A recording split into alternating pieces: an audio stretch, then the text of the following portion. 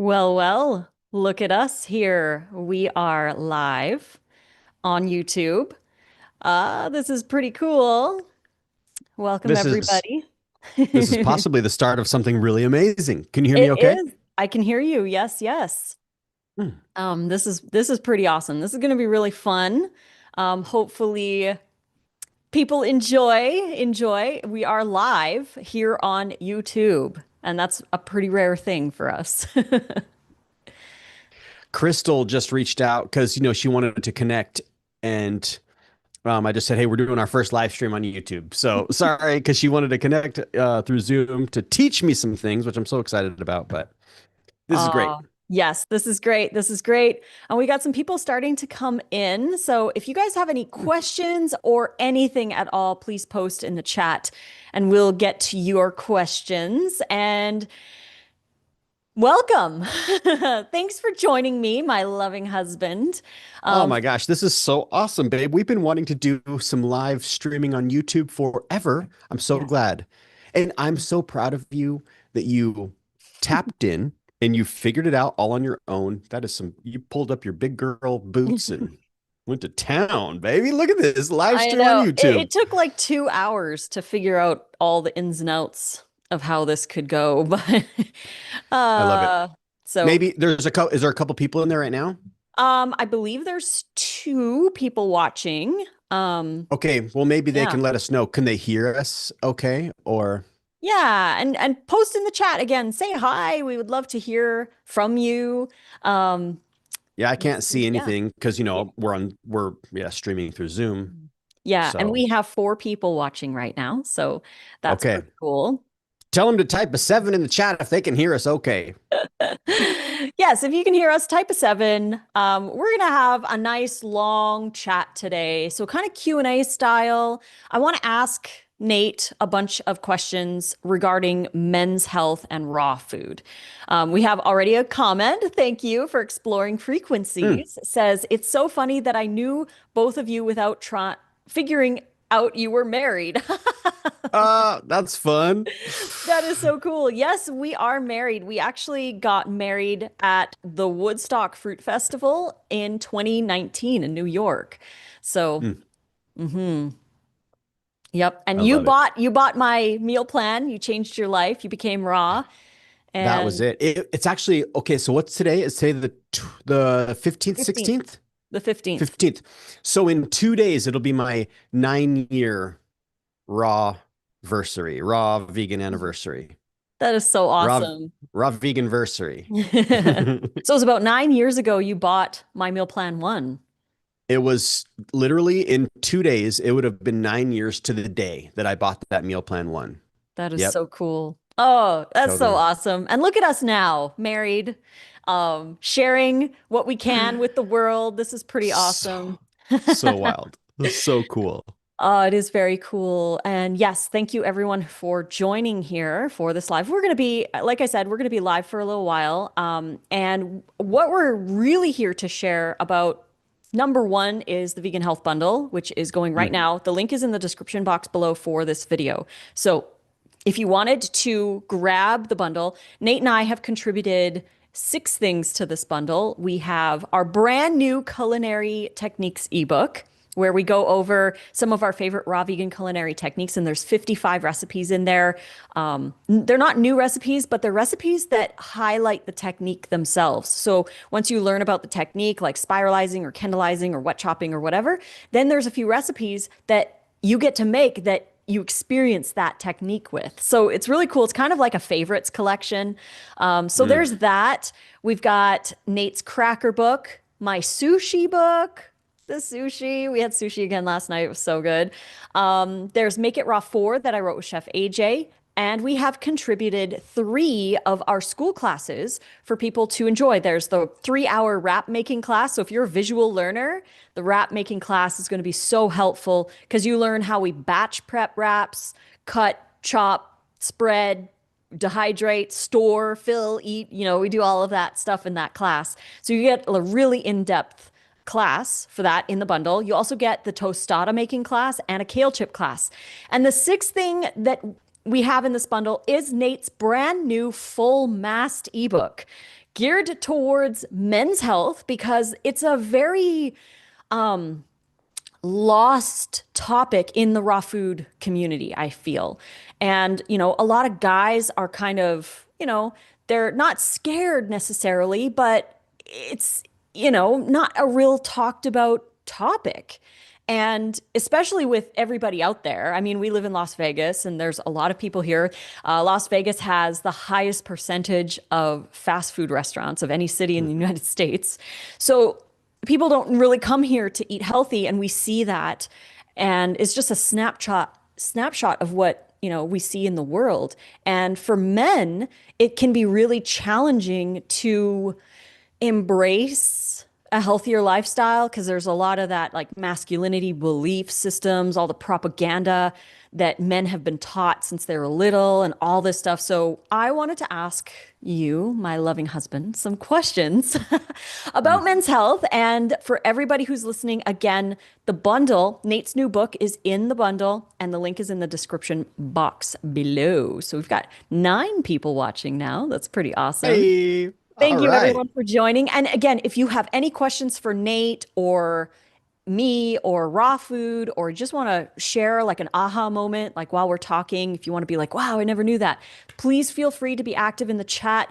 I don't mind shouting you out and reading your comments live here because we're just going to chat and it's a Q&A style. So feel free. Um, the first question. Oh, Okay. we got a comment already. Real men eat raw. And I feel that. Hey, big Yes. ups. And real men are compassionate, right? Real men, real masculinity is protection, care. The innocent beings that we kill for an animal-based diet. It's just really sad to see how indoctrinated men are to participate in that when their true nature is protection. And it's like, the most innocent of them out there is just, cast aside because of beliefs. But so first up, what's the biggest health mistake that you see men making today, even the ones that think they're already eating healthy? Ooh, that's a good one. Okay, well, first off, I just want to say thank you so much, baby, for having me on your channel, live YouTube stream. This is the very first one that we've ever done together, live stream like this. So I feel like we just need to take a moment because I feel like we're onto something really amazing here with this. This is going to be so fun. And also, if And people want mhm, more lives, post in the chat, say, I want more lives. So we know. mm. Oh my gosh, we've talked about doing lives for a long time because we can talk forever Mhm. and we can get into some really cool conversations. And there's a lot of questions that I want to ask you as well. This is so cool to be able to be on this side where you're asking me these questions. And I first wanted to also state that you had mentioned there's not been a lot of studies on men in this particular area, but it's so fascinating how you have come up with the same thinking, the mindset that well, it's not the mindset, it's the facts that women also haven't been Mhm. having a lot of studies on them as well, right? So with Full Mast, my new book that's in the vegan health bundle, be sure to grab the bundle because it's a screaming deal. It's 49 bucks for over $4,500 worth of value. Mhm. And I wanted to make this book because of how I just kind of wanted a little preface, for maybe somebody's tuning in, they don't know us or our story or whatever, just a little bit like the reason that it's called Full Mast is because of my story. And if you want to hear my story, that'd be a topic for another time because I'm a long-winded person. But it was really I wanted to focus on guys, but women, this will be play into the same things that could really help a woman, I feel like, as well. Hormonal stuff and perimenopause and different stages of life aside, I feel like the fundamentals, in a sense, in Full Mast can still help a woman because it's about living a full mast lifestyle. And as we know, if a flag is flying full mast on the flagpole, everything's good. But if it's half mast, it's in distress. And circulation and libido and vitality and all that affects every human, not just guys. So, Mhm. anyways, that aside, the question that you asked, what's the biggest health mistake you see men making today, even those who are they think that they're eating clean? Mhm. And I feel like the biggest mistake, if we're just talking about food, because diet is only one spoke of the wheel, it would be just not eating enough fiber. Too Mm. much processed food. Say the person's eating clean though. They're like, no, I'm clean. I don't eat processed food. Then, what's their fiber intake? I feel like a lot of people aren't eating enough fiber, especially how the mainstream is promoting a meat heavy diet. Hmm. And dudes, like different movies and things kind of make it seem like you're gonna turn into a girl, or you're gonna be too feminine, or something's gonna happen to you. We're gonna start buying crystals and singing kumbaya if you eat healthy foods. So therefore, meat is manly, it's pumped, more cheese, and these kinds of things are breaking people down. Hmm. So I feel like the biggest health mistake is just being caught up in that dogma and not doing more research as the individual themselves. Like the guy themselves ought to be like, let me ask some questions. Like, and then that brings them on the quest. And then they remove their bias and their dogma and they let other information in, because the information that we see through the lens that we look at, you and I, Hmm. is there's the information there, but it's just not mainstream. And the biggest health mistake is taking what the mainstream is pumping as the gospel truth and not eating enough fiber, in a nutshell. Hmm. Yeah, no, thank you for sharing that. Um, it made me think about the propaganda that's out there. And when people say stuff like, um, vegans shove their views down our throats, like it's kind of like more of a man thing to say, um, overall, we'll just say.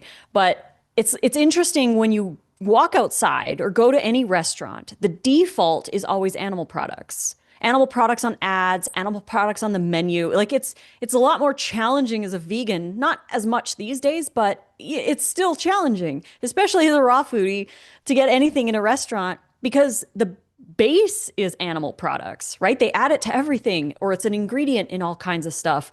So it's really challenging. And it's like who's got the propaganda here, right? Like, the whole of society has been indoctrinated that this is normal. And we're the strange ones because we're vegan. But another thing too is that when people say they're forcing their views on me, it's like, well, if you're eating meat, then you're forcing your views on the animal because you believe that they should be killed for your meat. And then that comes into play the whole like men, should eat meat and that kind of thing. It's pretty intense. We have It somebody is. It's asking a so question. intense.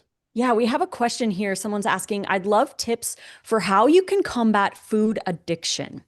So, did Hmm. you want to share some thoughts on that? And I could after too.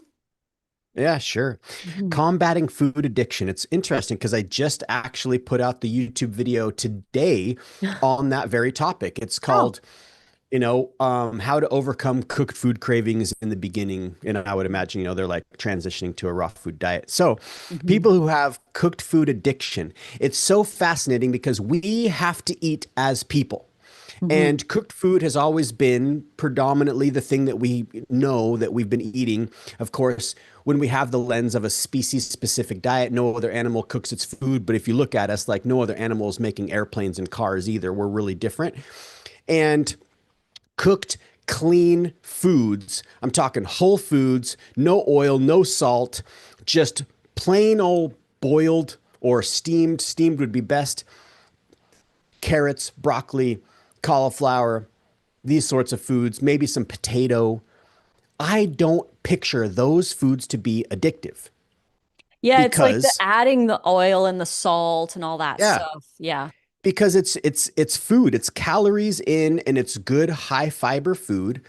The food that is addictive is the highly processed foods that are out there everywhere, dirt cheap, around every corner. Everybody is, the majority of people are eating that kind of stuff. Hmm. And to kick that food addiction, because there's two, right? There's like the clean whole food cooked food, because in the raw vegan niche, cooked food is like a bad word. And like people are trying to stay boom in this box, but if you're not eating enough calories, because you have a hard time sticking with raw, add some cooked food.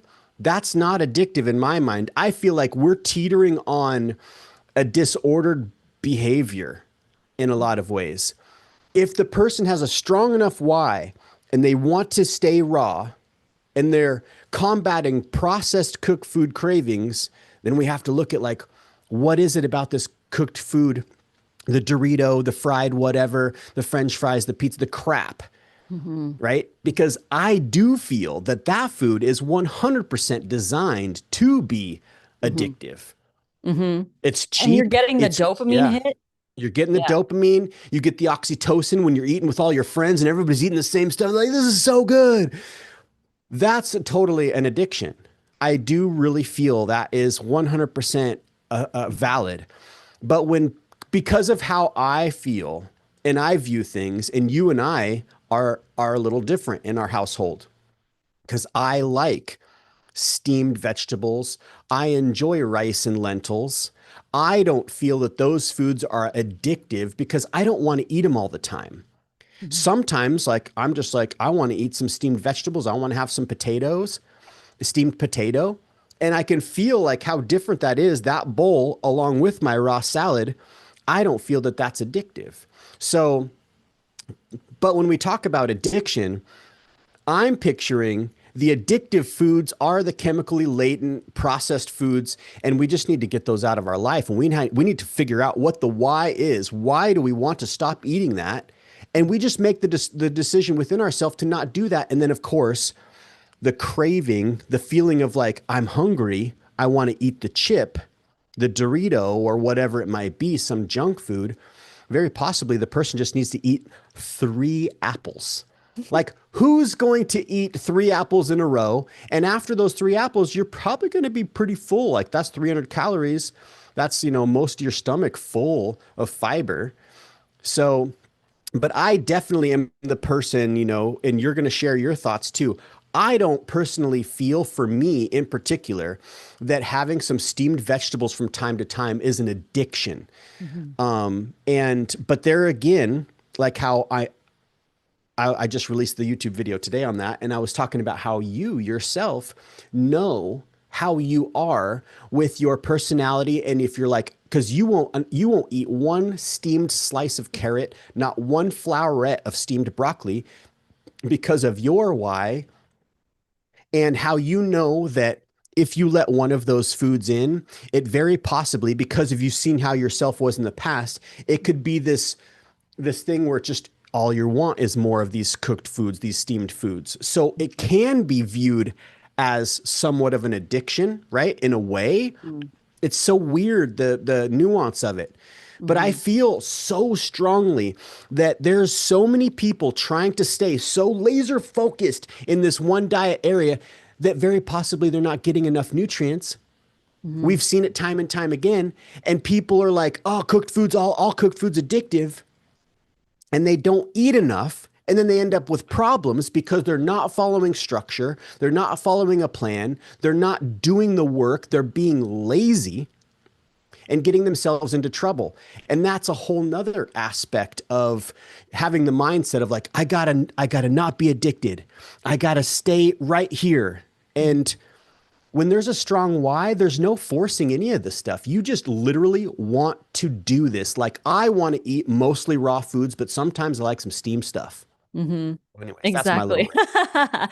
No, I agree too. I love what you said about the why thing because so many people focus so much on what they can't have and what they shouldn't have and what isn't good for them and this and this and this. And your brain goes towards what you focus on.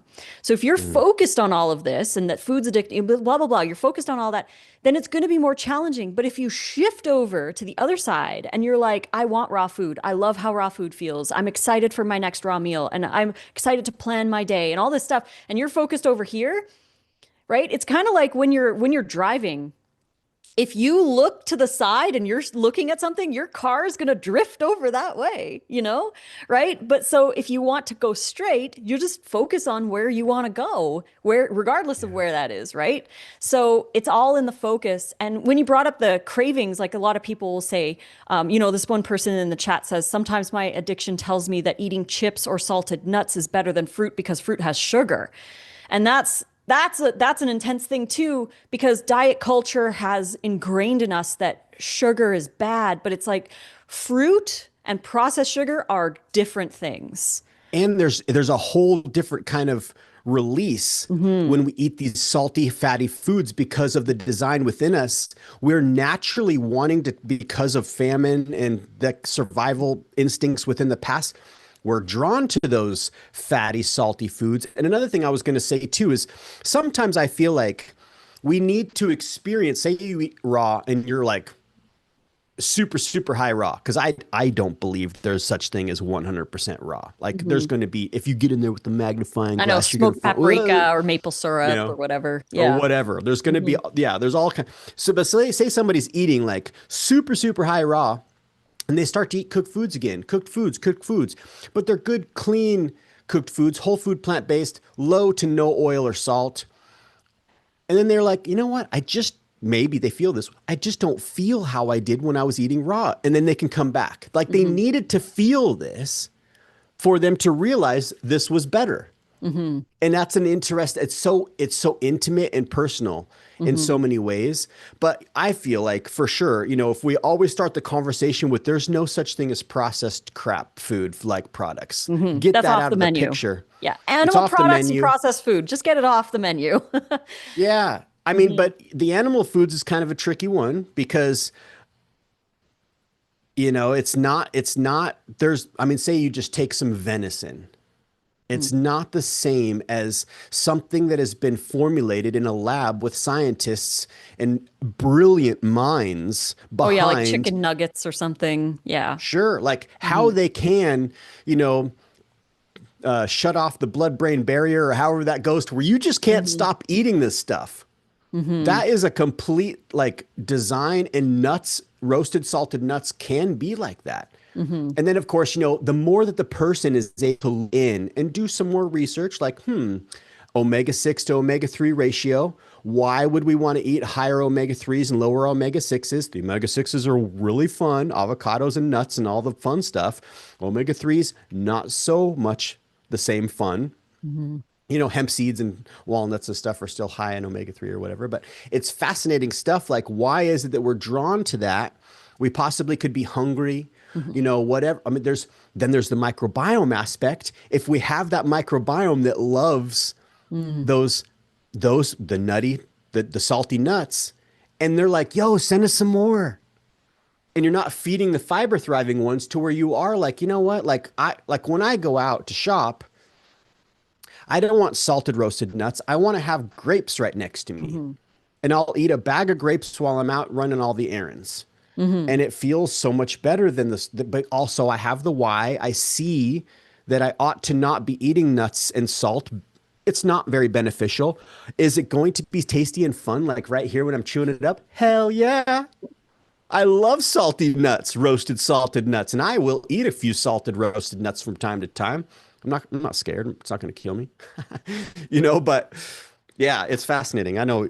Give us your take. What do you got on that? Um, I was like listening to you went on different places, so I'm not sure what we were talking about Okay. here. Well, we were talking to, she was saying how, like, she feel, or they, I don't know if it was a he or she, Mm. um, Oh, they about the find fruit themselves sugar. wanting to, yeah, the fruit, like the other, Hmm. because we're pumped.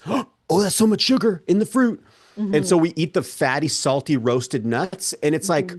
then if we were to get into the conspiracy side of things, it's like fascinating that this is going to be more detrimental, the salty, roasted nuts, to the body and the Hmm. mind, because everything is energy and connected, and the gut, microbiome, all the stuff, as opposed to the fruit, which is going Hmm. to feed a different microbiome. It's going to be healthier to the vessel. So it's so fascinating that even within us, even knowing the information, sometimes we can be outrun by the Mm. mind in those areas. It's fascinating. It really is fascinating. And yeah, with that, it really does take I want to say reprogramming of the mind. And like we have the knowledge. Higher fat diets create insulin resistance. The higher the Mm. fat, the more insulin resistance. It's not sugar that's the problem.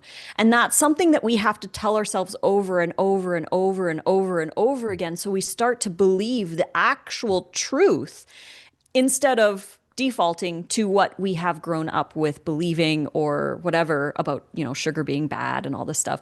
Because the more fats we eat, the harder it is for us to absorb sugar. So then when we do eat something with sugar, our blood sugar spikes and then we feel tired after. And I remember when I first was trying to go raw. So I learned about raw food in like 2004.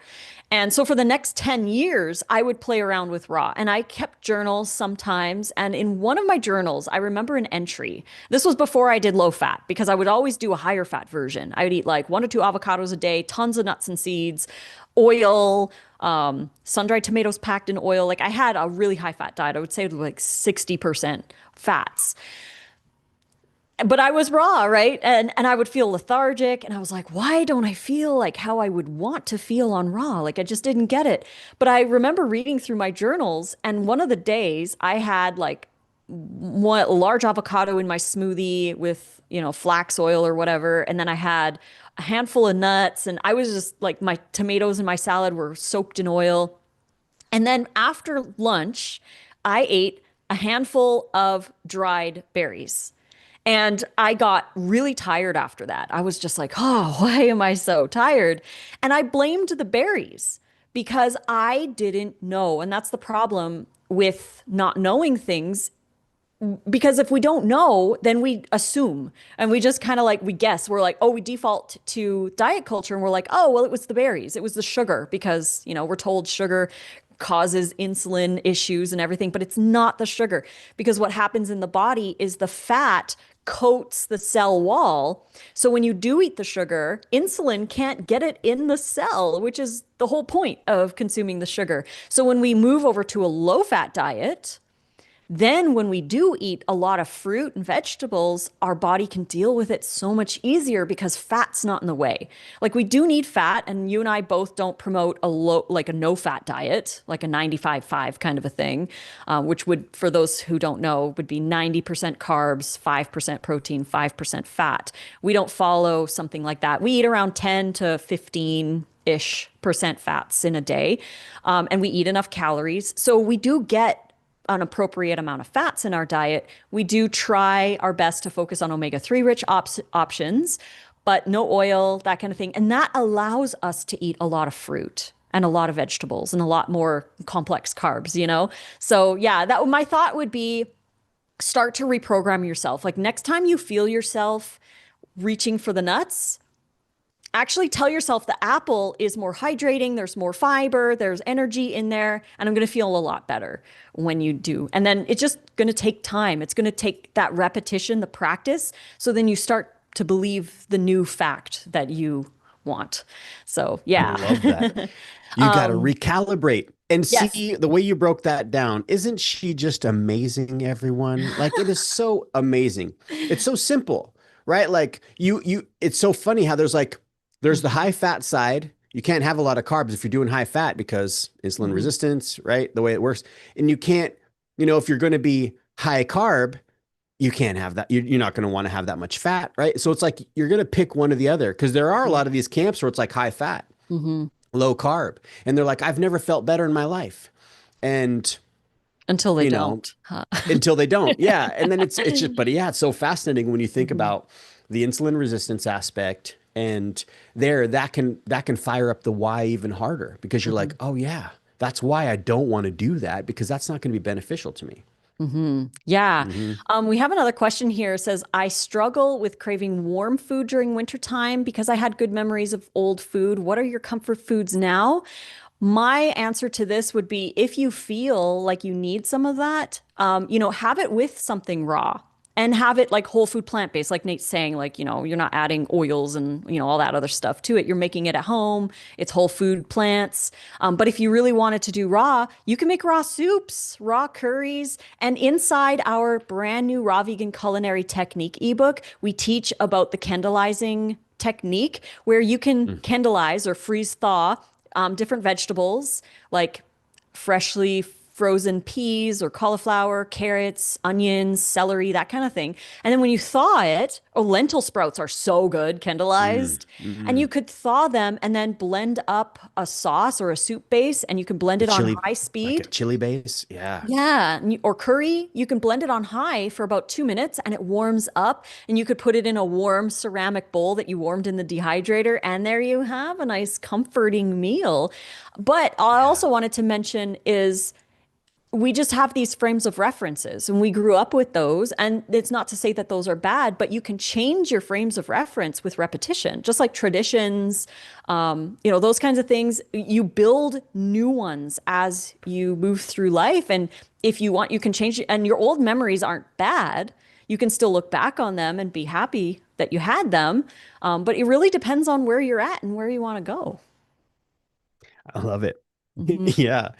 Yeah. I mean, warm food, what made me kind of switch my gears, I was 7 years raw, but then I did that Colorado Trail with Jonah and was caught in a snowstorm and boiled water to hook, to warm my cold soak food up that night. And I just was like, why am I withholding certain foods from myself that I really enjoy, that are warm Hmm. and that aren't necessarily technically raw? Like I don't necessarily want a raw soup every time. So you and I would have the conversations with you because I'm like, I don't want to have any weirdness between us if I'm going to start eating some, heat processed or cooked foods. But Hmm. I'm really feeling a pull toward to have these foods in my life. I want to be, if somebody was to look in that, and they were say percentage rates or whatever, I'm just a high raw eater. Hmm. 90% most likely, probably around there. Like there might be some times where maybe I have the steamed vegetables or some rice and lentils a couple times a month. So like maybe that month I'm 87% or whatever it might be, right? Like it's so funny how we can get into these things. But yeah, like you said too, the frame of reference, because I get it. Like we have certain foods that we ate when we were growing up. Hmm. And if those food for me personally, because of my recalibration, is if those foods aren't going to be beneficial to me, I just can't afford the back end dividends that they're going to pay in anymore. I'm going to be 49 in a couple months and I just can't play that game anymore. So Hmm. for me, my why is pretty strong and I'm not going to trip out on having, something that is warm because I really do love the concept of raw till four. Hmm. Even though I don't have a cooked meal every single night. And if I do have a cooked meal, it's pretty rare that I don't have a raw salad or something raw with it. Hmm. Um, but yeah, like you said, we can change because I'm not going to be eating the tuna casserole that I loved so much, or the chicken enchiladas that, oh my God, there's so many things that I loved. And I could be like, oh, but I really miss that. And it's so individualized. It's like music. It's Hmm. so intimate. What we eat is so intimate. And we have to decide what it is that is going to benefit us. And Hmm. music, certain music might not benefit us. Like it might not be very beneficial to be listening to certain kinds of lyrics or sounds all the time because Hmm. we see the studies with Masaru Emoto doing the studies of water, putting water on heavy metal as opposed to like classical. It's really fascinating, these studies. And I Hmm. love heavy metal, don't get me Hmm. wrong. But I mean, not a super metal head, but I like some metal sometimes. But yeah, Oh. it's so fascinating how we it's the why. Why do we want to do this? Why are we doing this where we're eating something or we're focused on diet? What is the reason intimately between our mind and our hearts why we're doing this? And when we have that, it's not hard to make like you're saying, kendalize the vegetables. Because if you guys haven't kendalized vegetables, the reason we call it kendalization is because our friend Chris Kendall from the Raw Advantage is the one that turned us on to the freeze thaw method. And freeze thaw method doesn't sound as cool as kendalized. So we're trying to, really solidify that in people's minds. It's absolutely bonkers how much kendalized or frozen thawed vegetables assimilate the same kind of texture as something that has been lightly steamed. I know It's it's been lightly steamed. Yeah, and then you make your thick, delicious soup base, and you throw your kendalized veggies in there, and you have the whole thing warmed up in the dehydrator. Warm the bowl up in the dehydrator, empty bowl before you even start making the stuff. You've already froze the stuff because you're thinking ahead. You love yourself. You're going to be doing these kinds of things. You take those out. While you're making a soup base, maybe you pour a little bit of, you could pour some warm water. If you really wanted to nerd out, you could get an infrared thermometer. So you make sure that water is not 120 degrees if you want to make it super, super raw. And warm those vegetables up, toss them in that soup base, and boom. And then, for me personally, I'm like, I love having one like red or yellow potato sliced up and steamed and thrown in that soup. Like, it's just, if that's going to keep someone eating more fruits and vegetables and be on this path of like health and wellness, one steamed potato, that's all they need to stay, then I would say get that potato in. Make sure you don't run out of potatoes, because right. that's going to be better than eating just the funk that's everywhere that's causing problems. Yeah, like the person who mentioned, like instead of eating the apple, they ate the nuts. And it's really all about where you feel most comfortable and how much raw you can get into your life. Because that's the whole point of what we share Yeah. is people need to eat more fresh raw food. Whether you go all raw or high raw or whatever, just add more raw food. And that's why we love, Legit. yeah, I One got my smoothie here smoothie, too. one smoothie a day. Take the average individual. If they did nothing different besides just change the morning to their gas station fast food or whatever they're eating, cereal and milk, and they drank a smoothie, and that's the only thing that they did, that's going to be better than nothing.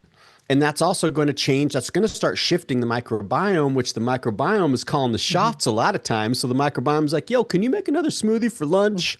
And you're going to be like, I feel like another smoothie, But it's really coming from the little dudes who are calling the shots. And it can creep in. And it's a good thing. It's such a good thing. I mean, for me, I just loved raw foods. I loved the concept of what it was going to do. And I wanted to test it out. And I was like, I feel way too good.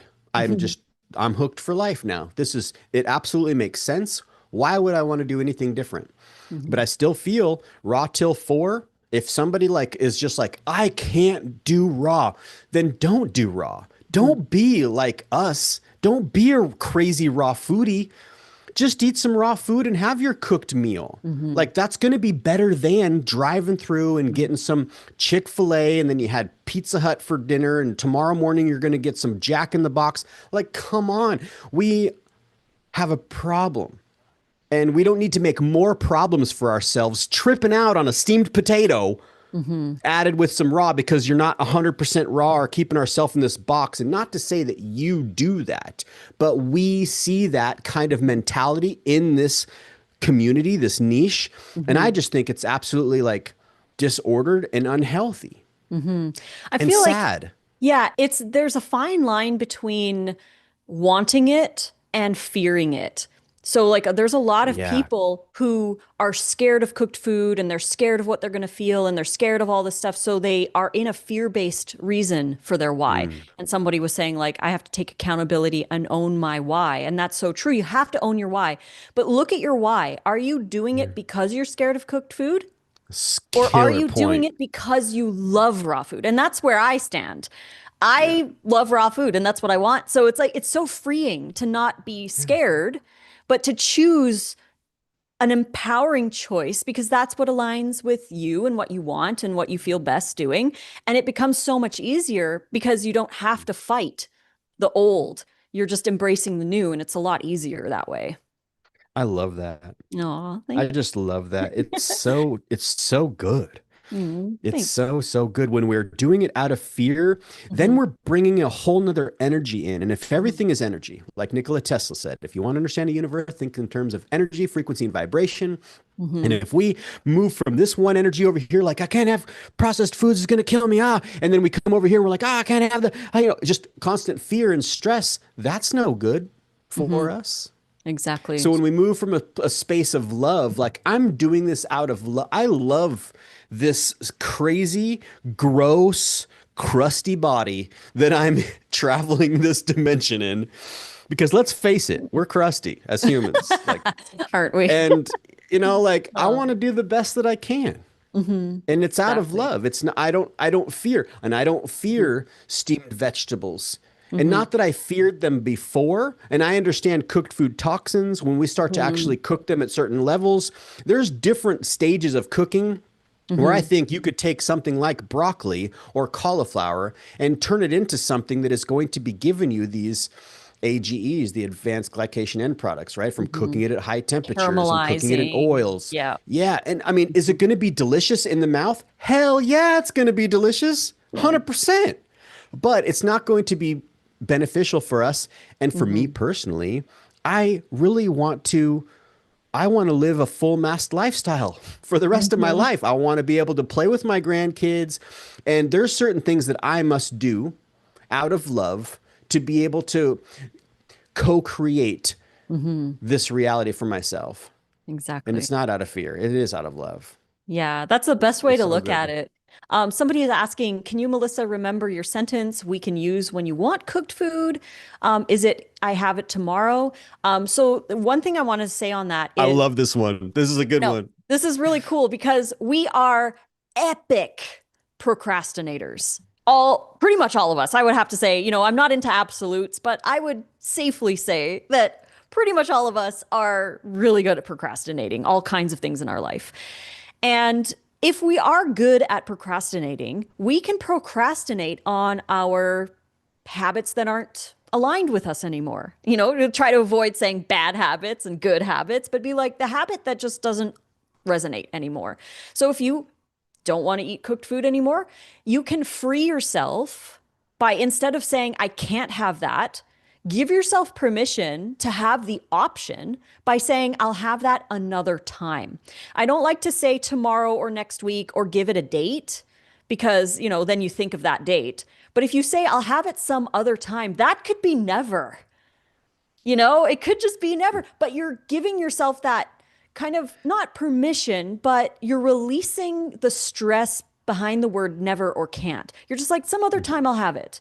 You're acknowledging the fact that you might want it and you're okay with the fact that you might want it, but you're like, nah, I'll have it some other time. Today I want to have my raw salad. And then you choose that instead. So it's really freeing. Like I said, you're not stuck in that box, but you're able to acknowledge the fact that you wanted it and you can make a different choice because saying no to one thing is actually saying yes to another. So no isn't actually like a bad word like a lot of us think it is, but it's like, no, I'll have that another time and I'm going to say yes to my salad tonight. It's Hmm. one of the best. I'm so glad that they asked that Yeah, because that's that a is good one. it's Hmm. such a great mindset shift. And there again, I mean, anybody who's watching, who's here, who knows us or anything, loves you and supports us and all these sorts of things and following, it's you're here for a reason Hmm. and you have a why. Hmm. And I know when we realign ourselves from the why, it's easy to procrastinate on those things that we know aren't going to serve us. We're just like, yeah, I'll have that some other time. Hmm. And then, of course, like for me personally, like when Wrestling and I went to Mammoth and we're, chilling for lunch and I'm just looking around at everybody, what they eat, because they're getting all the food from the cafeteria. And it's like you're up here, people are smoking, having a beer and fries and a burger, and it's like, man, we're doing this amazing thing. It's like you need your body to work for you, like be tip Mhm. top. Why would we be doing these sorts of things? And then, it's fascinating to picture. People aren't procrastinating. They're just having whatever they're gonna have, not taking the time. And Mhm. it's so easy because it's everywhere. Mhm. It takes so much more of a desire, that strong why, to Mhm. stay in your lane of doing what you want to do that's going to benefit you over time. It really is. It's real. I hate to say hard. I don't like using the word hard. That's why I always say tricky. Mhm. But it is really fucking hard Mhm. out there. It Mhm. really is. Like, as a raw foodie, you and I know there's nowhere we can go. Mhm. We can't go anywhere. Like, realistically, there's like very, very few places that you and I can go and enjoy a raw meal that has no oil in it. It's like it's non-existent. Mhm. So that makes it really hard. Yeah. That you have to have a strong desire, and you have to be really, I mean, it's sad to say it like this, but you have to be really weird. You have to be really different and Mhm. very like it's weird because like Mhm. look around. There's I just no know. options. People don't eat like that. So if you're going to eat like that, people are like, "You're weird. You're making that salad on your tailgate." Of course, Mhm. people don't say that. Most people are like, Most "Whoa, people are I like, should do that "No, too." wow, I need to do that." Yeah. Yeah, exactly. We Probably because their microbiome is like, hey, that's really there's something in us that knows we ought to be eating more fresh, colorful fruits and vegetables in their raw state. It's Mhm. like, it's written into the code. And you know what's really interesting too is when people walk by and they see us eating the wraps or making a salad or chopping vegetables on our tailgate, or even when we were in Mexico and we had like plates of raw food and people would walk by and they'd be like, "Where did you get that?" They're like so interested and drawn towards the color. When any of the viewers are watching, when you make a healthy choice in front of other people, you Oh, are giving them permission to do the same I love because this. it takes all of us standing up and Yeah. actually making these different choices even when it's uncomfortable so that other people have that opportunity to do so as well because maybe they're too scared to do that in front of the friend group, but if you stand up and you make some salad or whatever, they're like, "Oh, now I feel comfortable because someone else is doing it too, so now I feel more Yeah. comfortable in moving forward or following what they're doing." So we don't want to shy away from taking our food to family gatherings or being weird or whatever, because that's how change happens. It always starts with a small group of people making a very different choice, like opposing the narrative. And they're the ones that give permission to everyone else to follow along. And trends happen that way, and change happens that way. So stand up and make the choice in front of people because Mm. you're the book that they read. And then, of course, as you guys can see, the energy difference between Lissa and I, Lissa's just so soft and just so full of love. And I'm a little more brash, I might be a little more hardcore, but I do feel that in the beginning, no matter what, like it can be tricky for us to not stand into this energy where we're frustrated at our families and our friends Mhm. for not making the same choices. And we can bring that energy, which isn't a really good energy to embody. That's not Mhm. very inspirational. Even though we're giving them permission by us showing them in our, in our stance, like, well, when we bring the energy of just like, this is just how we roll. This is, Mhm. I don't know, we just love it. And it Yep. makes it more inviting Mhm. as opposed to like having that energy like, if you guys only knew what cheese is doing to you, if you only knew what you're actually eating, because then it just is like we have too much of that in the world as it is. Mhm. So that's another thing I feel like when we bring these things to our families, because in the beginning, I mean, I may have said some things that were, I mean, I was a dick Mhm. in some ways because I was mad at like how the world is set up and what is going on to us and how we're being used and played, and other people don't see it. And it's Mhm. like we can't force people to see it our way. They have to come to it. But when we embody, the the energy of that loving space where we love ourselves and we love our people around us, and we want to eat healthy, and they can say whatever they want to say because internally they have their own struggles, and we're moving from that space. Then when you're giving the person the permission, they're like, I mean, you're changing people in so many different ways. They're like, man, like the energy off of Lissa and Nate, like people have said, and it's not like to boast or anything, but it's Mhm. like, wow, there is a different energy. Mhm. And it is like people might question, and you come off with like, loving answers and Mhm. why. And this is where it's nice to educate ourselves and to be able to have some things where we can inspire other people who are also questioning Mhm. because they are indoctrinated. Mhm. The indoctrination thread is so deep. It's like all the way down to the pinky toe. Like we have a lot of unthreading to do, you know? Yeah, we do. I know. I really love that quote that says, this thing is hard, but this thing is hard. Choose your hard. Because it's going to be Choose your hard to hard. eat the way everyone else is, because you're Yep. going to get, the average diseases, die the average death, live the average life, have the average pain. Or you could do the hard thing by not doing that and have a better life. But either way, it's going to be hard. So it's like, Yeah. it's going to be hard and Yeah. challenging And being in the regardless. hospital is hard. Hmm. Being in a position where you have your body isn't working for you the way that it used to, Hmm. and realizing like it may never because of your choices, but maybe sometimes we, especially as men, I know women, of course, are probably the same. Our egos are big. We don't want to admit. Hmm. We don't want to take fault or blame for us for our own actions. And that's a lot of reasons why people will blame veganism or the diet or the plants for Hmm. their own negligence Yeah, like of under not making, eating or yeah. yeah, under eating, not eating enough, Hmm. and not eating enough variety. We've Hmm. seen it like just more times than we even want to admit. People who are cooked, whole food, plant based, they're like, it didn't work for me. And it's like, well, if you were to really get in there, you're like, well, you were being like silly about it. You weren't eating enough, and you were eating enough variety. And now you're running into problems and deficiencies, and don't blame the diet. Yeah, The Indian exactly. proverb, you're Hmm. every time you're pointing, three more fingers are pointing back at yourself. So it's Hmm. like you might be like, it was the diet that, or whatever. Yep, Yeah. exactly. I know. I love that you said too, about, the enthusiasm with the raw food or with whole food plant-based vegan diet. And by the way, everybody who's watching, please go grab the vegan Mm. health bundle that's running right now. The link is in the description box of this video.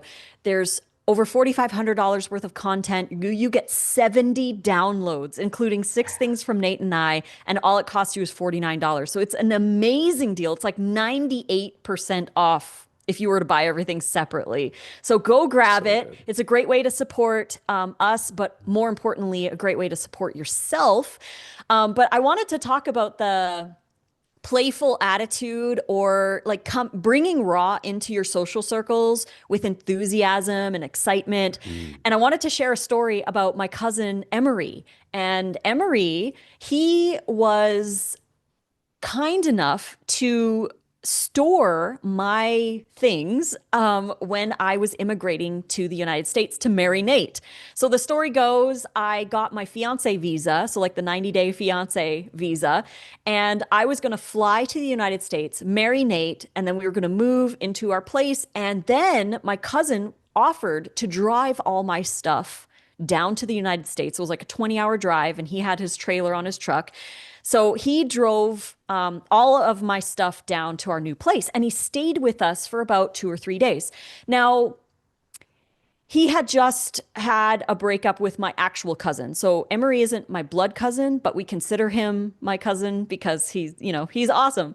But anyway, him and my cousin had just split up, and he was going through a lot of transformations, and he was doing a lot of like forgiving other people and trying to like find himself really.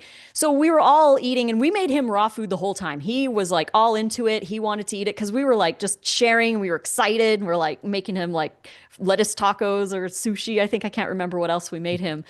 This was before wraps, before all that. We made him a burger. I think it was the burger. And we went out to eat too to Mod Pizza, and we got Oh salads. yeah, we got salads there too. Yeah, And raw he salads. and he Hmm. got a salad there, and he's Yep. like, I don't normally do this. I know I I would always know. get a pizza.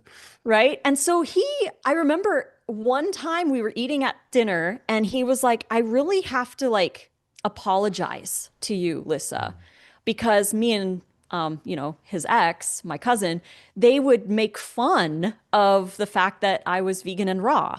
And he's like, I really feel bad about that, even though I never, they would make fun of me on their own. And I had no idea. So, but he felt he needed to get it off his chest. So he told me, he's like, I feel bad that I used to do that.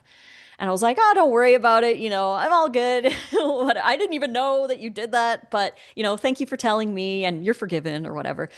He goes home after 3 days with us eating raw food, and he felt so good that he went vegan. And it was mind blowing because he was one of the last people that I ever thought would ever go vegan, for one. But secondly, he felt so good. He lost like 100 pounds, and he eventually found a vegan girl on Facebook vegan dating site, and they got married. Their first date, he made our raw burger and she was like in love. She was like, I can't believe you made a raw burger for our first date.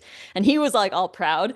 Um, but it's amazing how much your attitude towards raw food can affect the people in your life. Because if you're always like, oh, I have to make a salad because meh, meh, meh. Like if you are really down on yourself because you're choosing raw in front of other people, or you're scared to choose raw in front of other people, or you downplay it, then other people feel that energy and they're like, well, I don't want to be raw.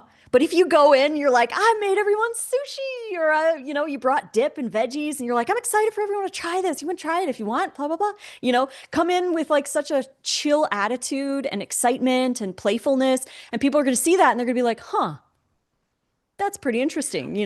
Or you don't say anything at all. Right. And True. you just bring it in and you don't draw attention to yourself and you just do your thing. Mm-hmm. And then people might come in and be like, what is that? And you're like, yo, check this out. This is actually a raw vegan taco. Yeah. Right? They get it and they're like, Totally. wow, this is amazing.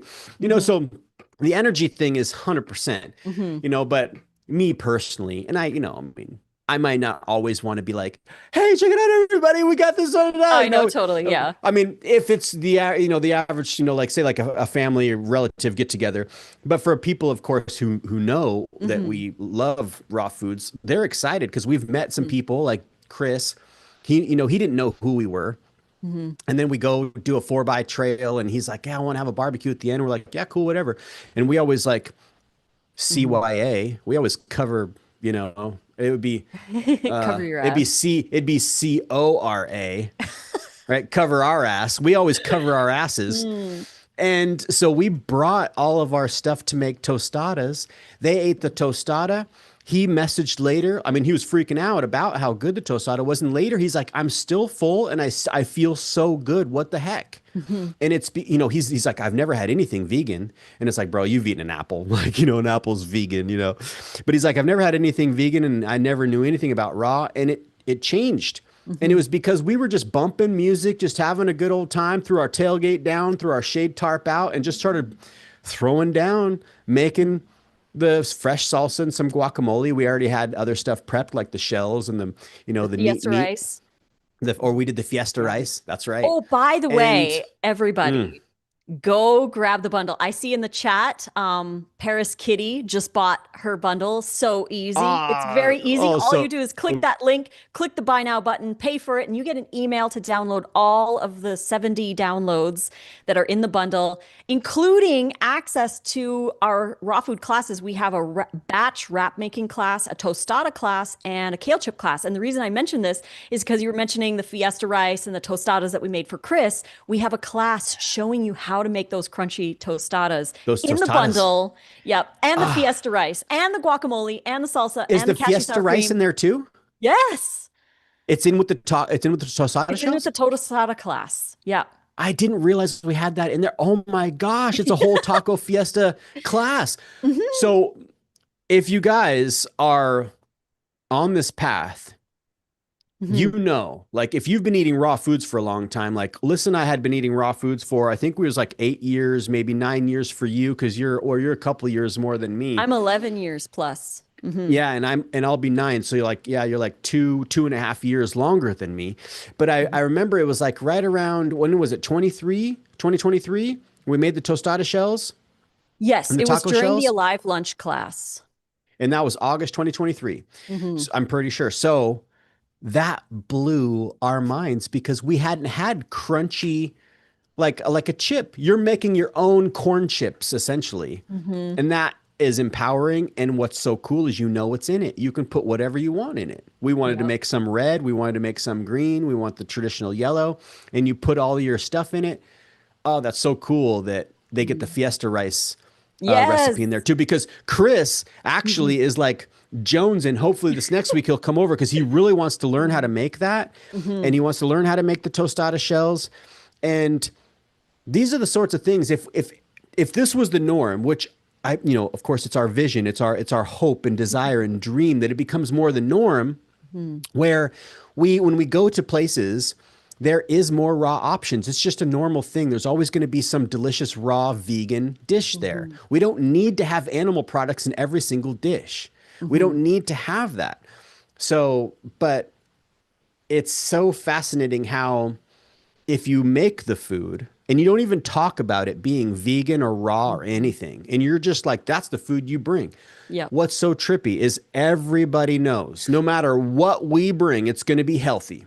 Even Hmm. if it is higher fat meal like the tostadas, because you got the cashew based creamy sauces, the You nacho prevent cheese, extra cashew based. guac. Yeah. You got guac. So it is a high, and you got guac in the, avocado in the fiesta rice. It can be looked at from a certain viewpoint because there's all these different levels of diet and lifestyle Hmm. from like, say just drinking water, all the way Right. down to Mm. eating highly processed foods. And not to say that just drinking water is like, it's interesting. There's, Hmm. we got to sustain life and we have to have fun. And Exactly. Yeah. we bring that energy and it's infectious. Hmm. Chris bought a dehydrator, bought a blender. He's making the wraps all because we just brought that energy and we were just having a party, having a good old time. We weren't like, they didn't even fire up their barbecue. Yeah, they ate the tostadas on our tailgate, and we were happy to share. We have someone, Roxy, is saying, I love the Fiesta rice. That is so awesome. Oh, Yeah, it's so it's good. so good. And yes, you get that class as part of the bundle. And in that class, we teach how to make the tostadas, the guacamole, the salsa, the cashew sour cream, the nacho cheese sauce, the Fiesta rice. We make the tostadas on the show and we eat them on the show. Same with the wrap class. We batch prep 3 batches of wraps. So you get to see how we do that in like bigger batches for if we're going on vacation or whatever, we need to make like a whole bunch at once. So we do that and we teach how to fill them and we fill them up and roll them on the show and everything. It's such a great class. We have a question here too. How much time do we have after purchase to download the books? So once you Mm. buy the bundle, you can click the link in the description box of this video to get the vegan health bundle. You have until February 22nd to buy the bundle. And once you buy the bundle, you have 1 year to download all of the content. But we recommend doing it ASAP. Do it right away Right because you're going away. to forget about Right it. away. And then, like, a year's going to go by and you're not going to be able to download it. Once you Yep. download the files onto your device or your Dropbox, and someone mentioned you get 10 downloads for each book. Yes, because some people have issues with downloads. So if we only gave 1 download for each book, we'd be getting a lot of message be like, oh, my internet kicked out. Now I Or, didn't get that. you want to put it on Yep. different devices. Yeah, if you want to have one on your phone and one on your desktop, or if you want to have one on your desktop, and we recommend having them in Google Drive or Dropbox or USB And then stick you can for access backup. them. Yeah, and Exactly. then you can access them. You don't have to download. You can have it on your computer and you can access it on your phone. Like open it up in books if you use Apple. I'm not sure what the Samsung one is, but yeah, Mhm. download it right away. Yeah, If you you have one can't, like year. say somebody might be like, maybe they're listening to this while they're driving and they Mhm. tap the one button at a red stoplight, right? And they can't download it right now. Just make sure you download tonight. It only takes Mhm. 5 minutes. Yeah. I like to make my own folder and I'm like VHB for the Vegan Health Bundle 2026. And then that folder goes into my master bundle folder. So I have all the bundles I've ever purchased or ever have from all the years. And if I Mhm. want, I'm like, but Mhm. another thing that's important too is to open those books that you want and put those in a special Mm. folder so they're not lost in all the bundle, all 70 Yeah. things or whatever, the bundle is, because all these bundles are amazing. Mhm. Then you are like, I really just want to tap into that class and the sushi book. or the cracker book Yeah. or whatever other book, and you put that into a special folder. That way you're not overwhelmed like, oh, I Hmm. haven't even opened it. Yeah. Because it's really sad when we have the intention, we want to do it, we want to make some particular meal, and then it's our lives are busy and it's lost in a folder. We don't know where it's at, and we don't access it, we don't try, and we're Hmm. missing out. Exactly, right. I want to read a few things. Someone said, I work in a corporate environment and people always stop by my desk to ask about my salads and smoothies. It has started more convos with people than anything else. That's awesome. That's awesome. And now a friend stopped and sat next to me to talk about her health, switched her morning coffee to smoothies, and wants recipes from me. That's Yes. awesome. Yeah, see, that's right. Rich says, show Yeah. other people that you are the proof. Be a good Yeah. example. You're standing there healthy so says so much good towards what we do. That is so awesome. Yes, Yeah. yes. That's Um, so true. so yeah, get the bundle. Link is in the description box below. And again, it's only here until February 22nd. Nate and I have contributed 6 items to this bundle, including our brand new Raw Vegan Culinary Techniques ebook. It's great for beginners to learn why we do certain things as raw foodies and how we get specific textures and there's a whole chapter called sauce architecture in there, like teaching you how to build a good sauce on your own, teaching you about the 5 tastes that we have. So if you try something and you're like, there's something missing, you can learn about the tastes that we have and which ingredients help like to enhance those flavors, and you learn about chopping and spiralizing and sprouting and fermenting and all kinds of stuff. We have our So unpasteurized good. tempeh recipe in that book. We have the ranchy beets ferment recipe in that book, the raw gnocchi, we have the wrap, the tostadas are in there as well. So it's a really great book, and that's just one of the 6 things that we have contributed. It's Um, massive. I mhm. always say there's more recipes than any one individual will even know what to do with. Right. There's just so many. But yeah, you crack it open. Mhm. That sushi book would be that, and probably like so far, like I think that Yin's Chinese Takeout's going to be super Mhm. bomb to tap into. I'm really excited. And there's other things I haven't even tapped into, but what I have tapped into so far, if I was to be somebody who doesn't have, already have the sushi book and we've made things, I would have the sushi book and probably Amanda's dessert book is like Ooh. my top two.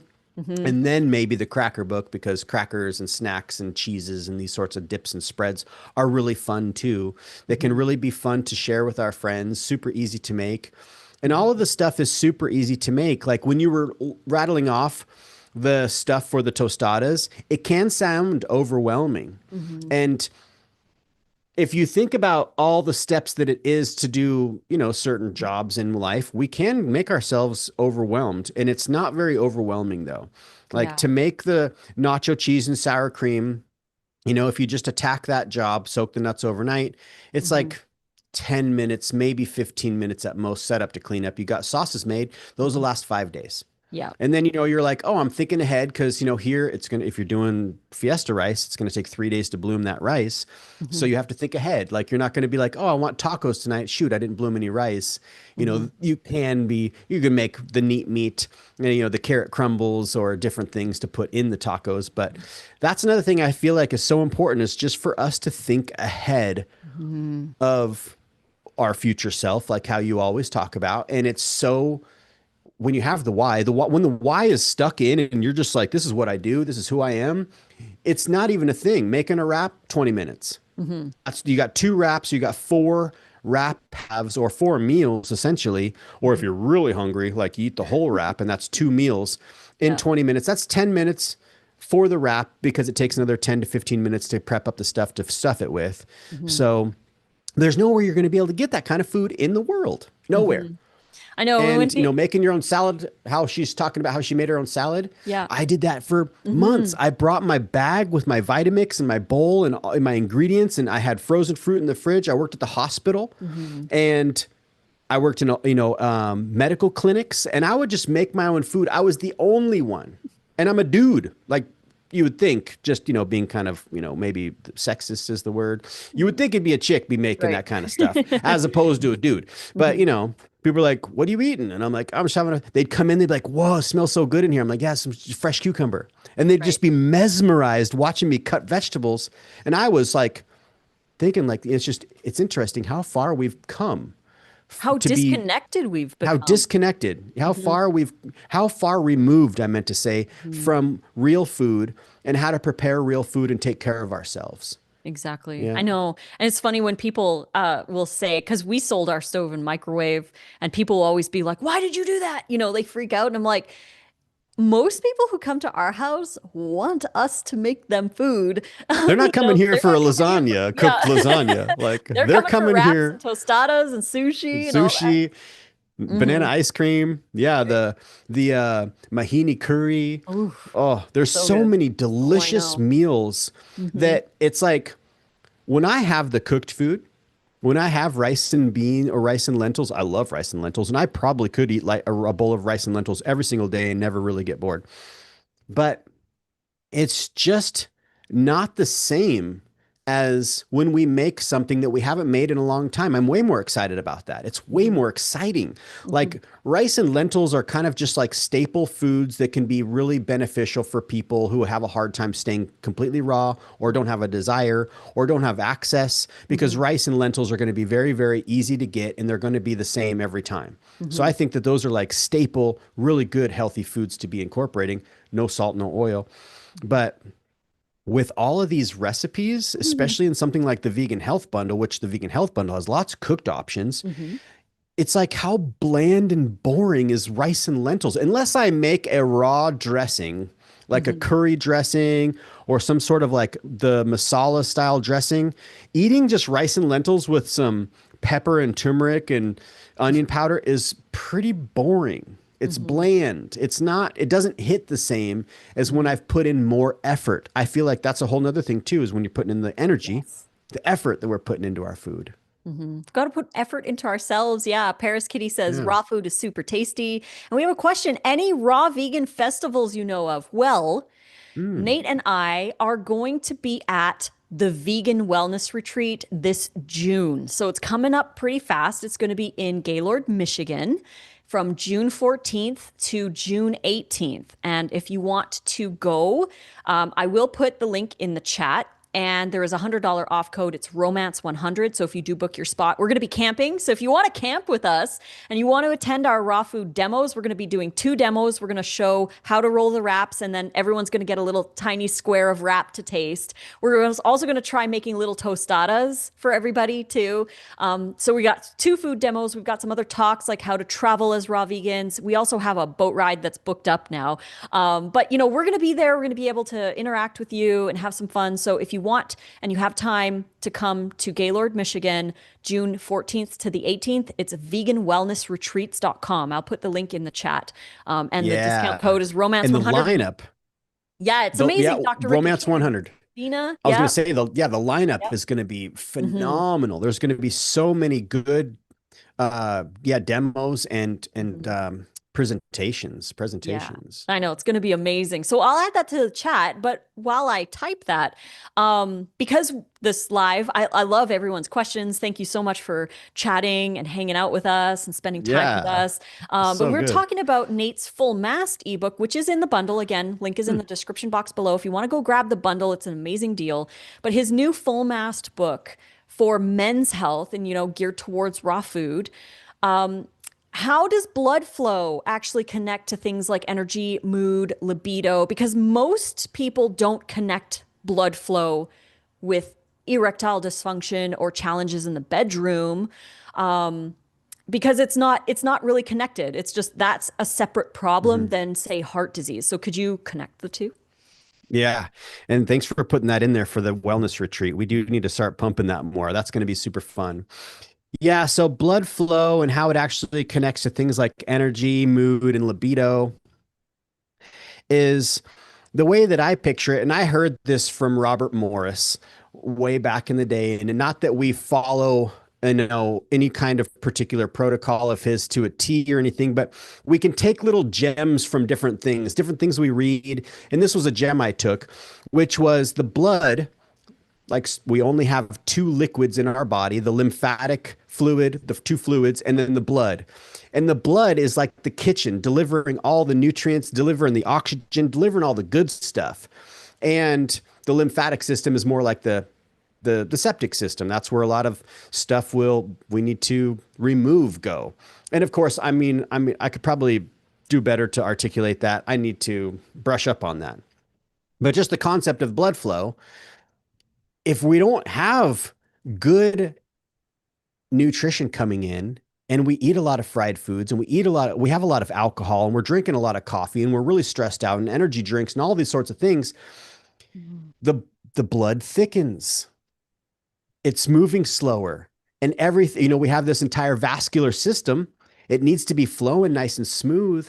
So blood flow is everything. And this isn't just for a man. Like women have a circulatory system too. And the little tubes going to our reproductive organs are much smaller than the ones going to our heart. So we can see problems in that department first. Those are the first signs because it's our system's being clogged up. We don't have good blood flow because we're not eating good foods. We're not like predominantly. Mhm. And of course, cholesterol plays into that, right? With the animal foods, the saturated fat, all of these things kind of thicken the blood. And and then when you get into the energy aspect, your energy's dipping because the blood isn't flowing, and that's exuding out into your world, into your life, and other people are picking. We ourselves, because I was there, I'm like, this is my base reality. I'm getting older. I'll probably be on medications like my, family members and, possibly have heart disease. But then it was like, oh, wait, I could actually do something about this. And what's so fascinating is there's more than just diet that plays into this, but diet plays such a massive role because we eat 3 times. And when we eat high fiber, fresh, raw, and living foods, even cooked whole food plant based, low to no oil or salt, the data is there showing how the vascular system starts to improve, the endothelium, starts to repair, stuff starts moving differently. And we can reverse things like Mhm. erectile dysfunction, which a woman can experience the same. I don't know what it would be called. It's not obviously erectile dysfunction, but low blood flow to those parts. Mhm. And then the libido's down, your drive isn't really there. You don't have the energy and it makes sense when you think about it. It's not, the body's just not like in a place where there's just the life force isn't there. And it's Mhm. the blood flow, I feel like in so many ways is the key. And to clean the blood, you just eat more fresh, raw, living foods. It's so simple, but it's so hard at the same time because it's not anywhere. You have to go to the store. You have to get fruits and vegetables. Like I Mhm. went shopping yesterday while you're doing some lives, and I Mhm. went to Costco and I went to Winco. Those are the 2 stores that I went to. It was really fast. I go in there, produce section, I'm out. I don't have to go through all the aisles. I don't have to find boxes of stuff to stock the shelves with. It's more perishable stuff. We like to do freeze drying and things so we can preserve a little food. We Mhm. don't have, huge cellars full of canned goods like if something went down, or we have months and months worth of food, right?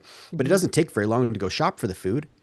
And it's just so Mhm. fascinating how fast the body responds when you start eating these sorts of foods. Mhm. You Exactly. feel different. Your energy is different. And imagine 3 months time, if Mhm. anybody could just adopt, like I would love if I could just have someone eat the way that I tell them to eat, essentially is following your structure.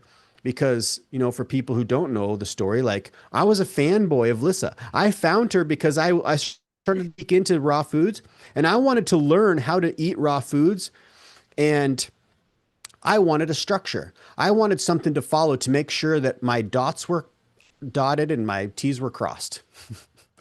And that plan kind of like what goes along with in the vegan health bundle. And that's why we get so fired up about these things and we put so much work into them. It's so amazing because it's the tools. This is like the best time to get something like this to give you the tools. And I needed a tool. I needed a tool because I didn't know what the fuck to do. And I need to do something. And Mhm. so when you have a plan, you don't think about anything. You just follow the plan. That's what you Mhm. do. And I noticed within myself, within 3 months, and if anybody could just adopt it for 3 months, nobody's going to die. follow the plan, eat enough food. Hmm. Man, I was a whole different person. And like within 6, 7 months, I legitimately was an entirely different person. Because Hmm. you know how they say the body regenerates itself and all Hmm. these different things. Like people would be like, wow, what are you doing, Nate? Like, holy cow. And there was people who were worried about me because I lost a lot of weight. I shed a lot of weight. I wasn't inflamed like I was. My libido was back. My blood flow was great. Hmm. And and then it was just another thing that kind of woke me up to like, oh my gosh, this is so powerful. And I just started geeking out with it because it's like I'm in healthcare. I see the problems that we have. And then, connecting with you and you have your knowledge base with the health food industry, like being, what do you call it? What did you say? I was in what I for was in 20 natural years? health. I just say Natural natural health. health. Yeah. There you go. I can't remember like how you said it. Yeah, you were in natural health. So Lissa is an amazing wealth of knowledge. Her brain is, I was so attracted to not only her in so many ways, but her Mm. mind and the way that she would break things down for me. I feel like that's really important too. We find people who we resonate with. And for me, I was like, this is sound information. This isn't going to, I'm going to be able to sustain this life for a really long time. Hmm. And yeah, to see how, I mean, it affects everything. The better blood flow, you're going to have better blood flow with a healthier microbiome because you're feeding yourself fiber. That's going to affect your mood. Your energy is going to come up. Like it's just so fascinating. And then when you think symbiotically, Hmm.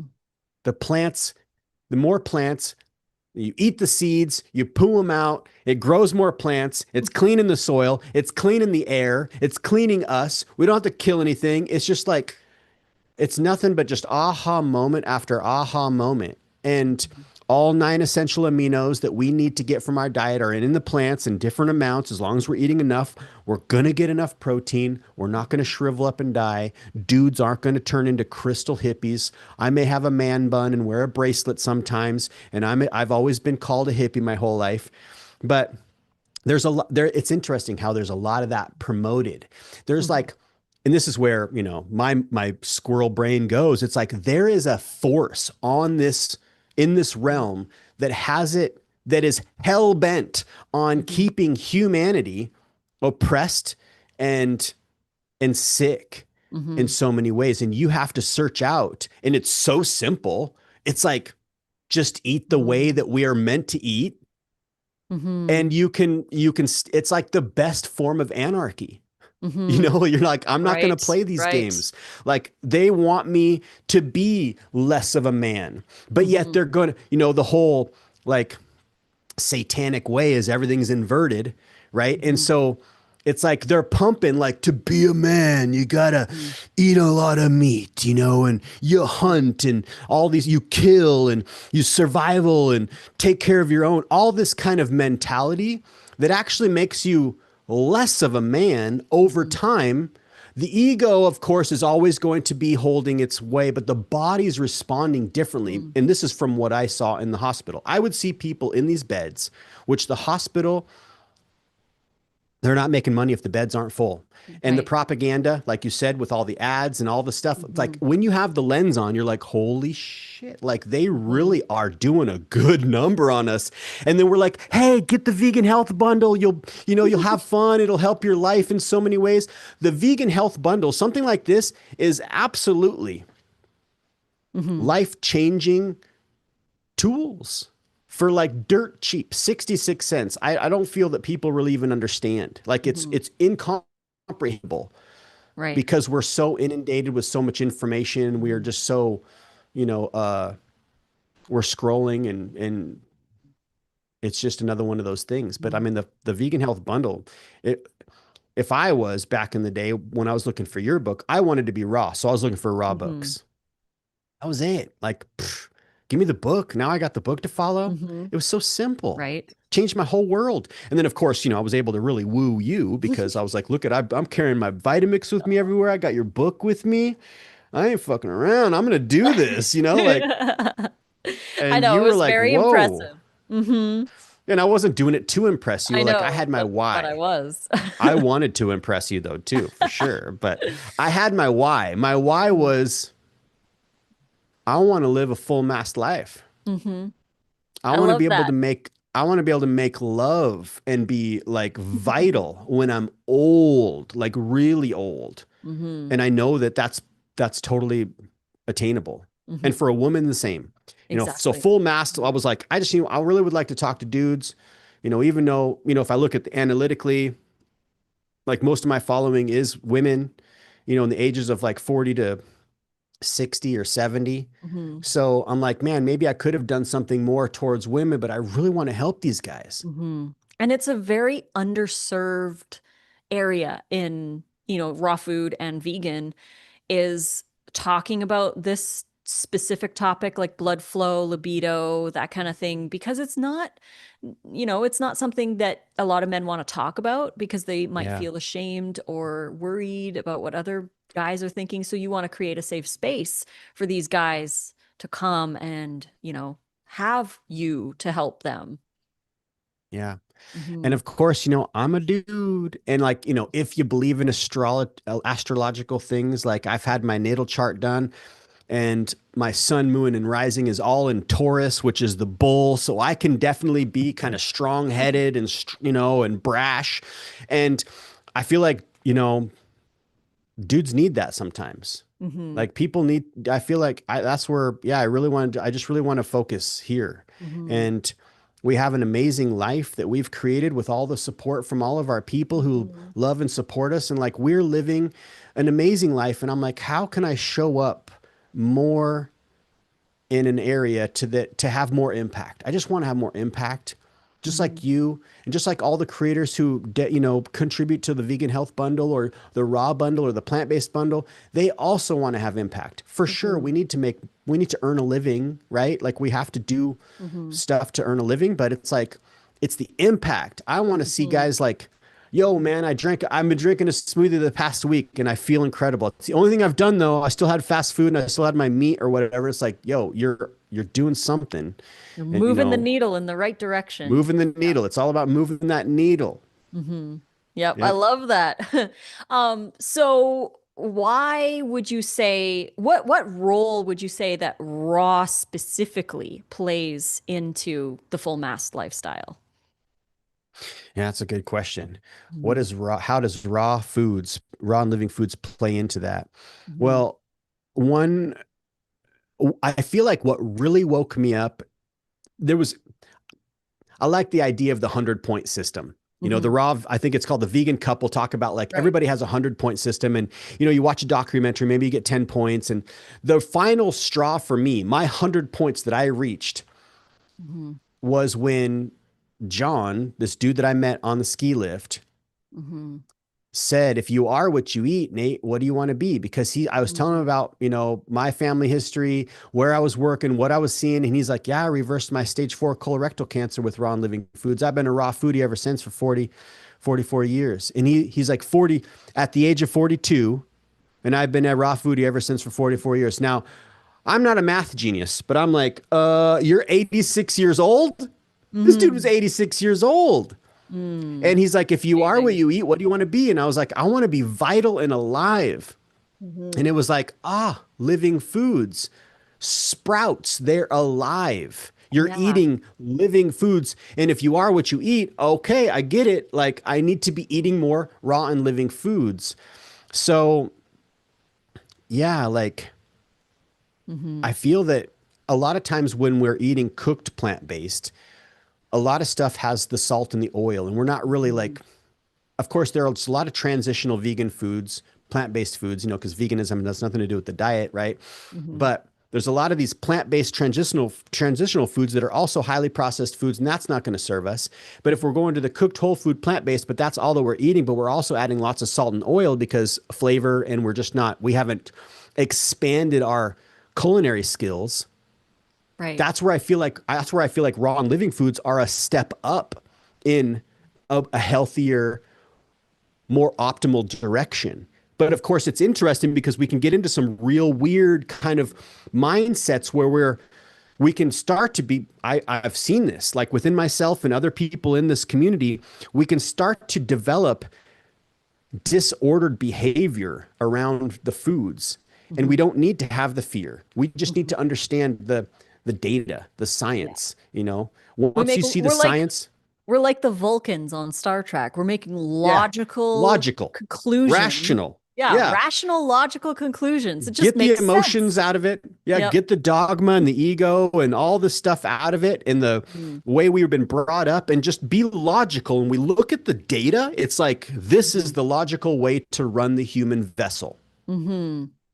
And, Exactly. there's definitely like powerful healing modalities that can really help people. But Hmm. what you and I say, and why I get so fired up, and I've been more fired up, maybe because it's the year of the fire horse. I don't know. Like, I do kind of like, I'm like, oh, we're out of the year of the snake, the fire. Because I feel way more fired up this year. Hmm. Like, more ready to just like get loud and proud. Right. Kim And and Mike actually in the chat said, "Love y'all. Congrats on your new books. And I'm loving the unhinged 2026 vibes. And y'all's chemistry is so sweet. So the perfect I love timing." that. I love that. Yeah, Um, I can't remember what I was going to say. I lost train of thought. Either oh, way, sorry, that's okay. Um, raw and living foods oh though are yes. just they're Mhm. just a step up. Yeah. It's so fun. Nobody does it, so you feel like there's parts of me that it's not like you and I both feel like we're superior to Right. everybody because Hmm. we do this thing. Like we I just love when fucking you get love it. into those. When you, yeah, right. Because and nothing, no one, not against anybody who that's just how they are. I love those people too. Everybody's a reflection of me. Mm. Like it's just so fascinating how when the dude said that, if you are what you eat, it just Hmm. made sense. And then of course, as a dude, I was like, how's the flagpole? And he's like, full mast. And I'm like, son of a, oh, I got to do Oh, this raw food right. thing. And Mm. that's why full mast has always been a part of my story is like, dude has a rock hard cock at 86 years old. And I want that. What do I got to do? Mhm. Sign me up. I'm ready to go. I went home, binge watched YouTube because I knew about raw food and I knew about juicing and I had done some fasts and I wanted to find my balance. And that's where I found you. I saw your transformation video. You had a meal plan book. And I was like, I'm ready to go. I feel Mm. like people have to be in that position where they're ready. And Mhm. even if people aren't ready, like I'm like, get the bundle. Yeah, get You'll the be you'll be ready in a month. Just get it. Look through uh it. Like it's right. so fun. And Hmm. I feel like no matter what, doesn't matter how much money or materialistic possessions or the love in our life or whatever, if we don't have our Hmm. physical health, Amen. that sucks, man. Like all you want is that. You'll pay whatever. Hmm. $250,000 in hospital bills, mercy flighted out of wherever your beautiful Hmm. vacation because you had a heart attack. Like, whoa, that's not a fun ride. Hmm. And we can minimize our chances. There's no guarantees in life, but I feel like I'm going to do what I can to minimize my chances. Hmm. And raw foods are just it's just it's so amazing. Hmm. Than just plant-based. Right. Plant-based, amazing. Hmm. 100% is going to really, really be beneficial. Hmm. But I'm gonna say it and forever. 70% raw, 25% cooked whole food, plant-based, 5% to just fuck off and have whatever.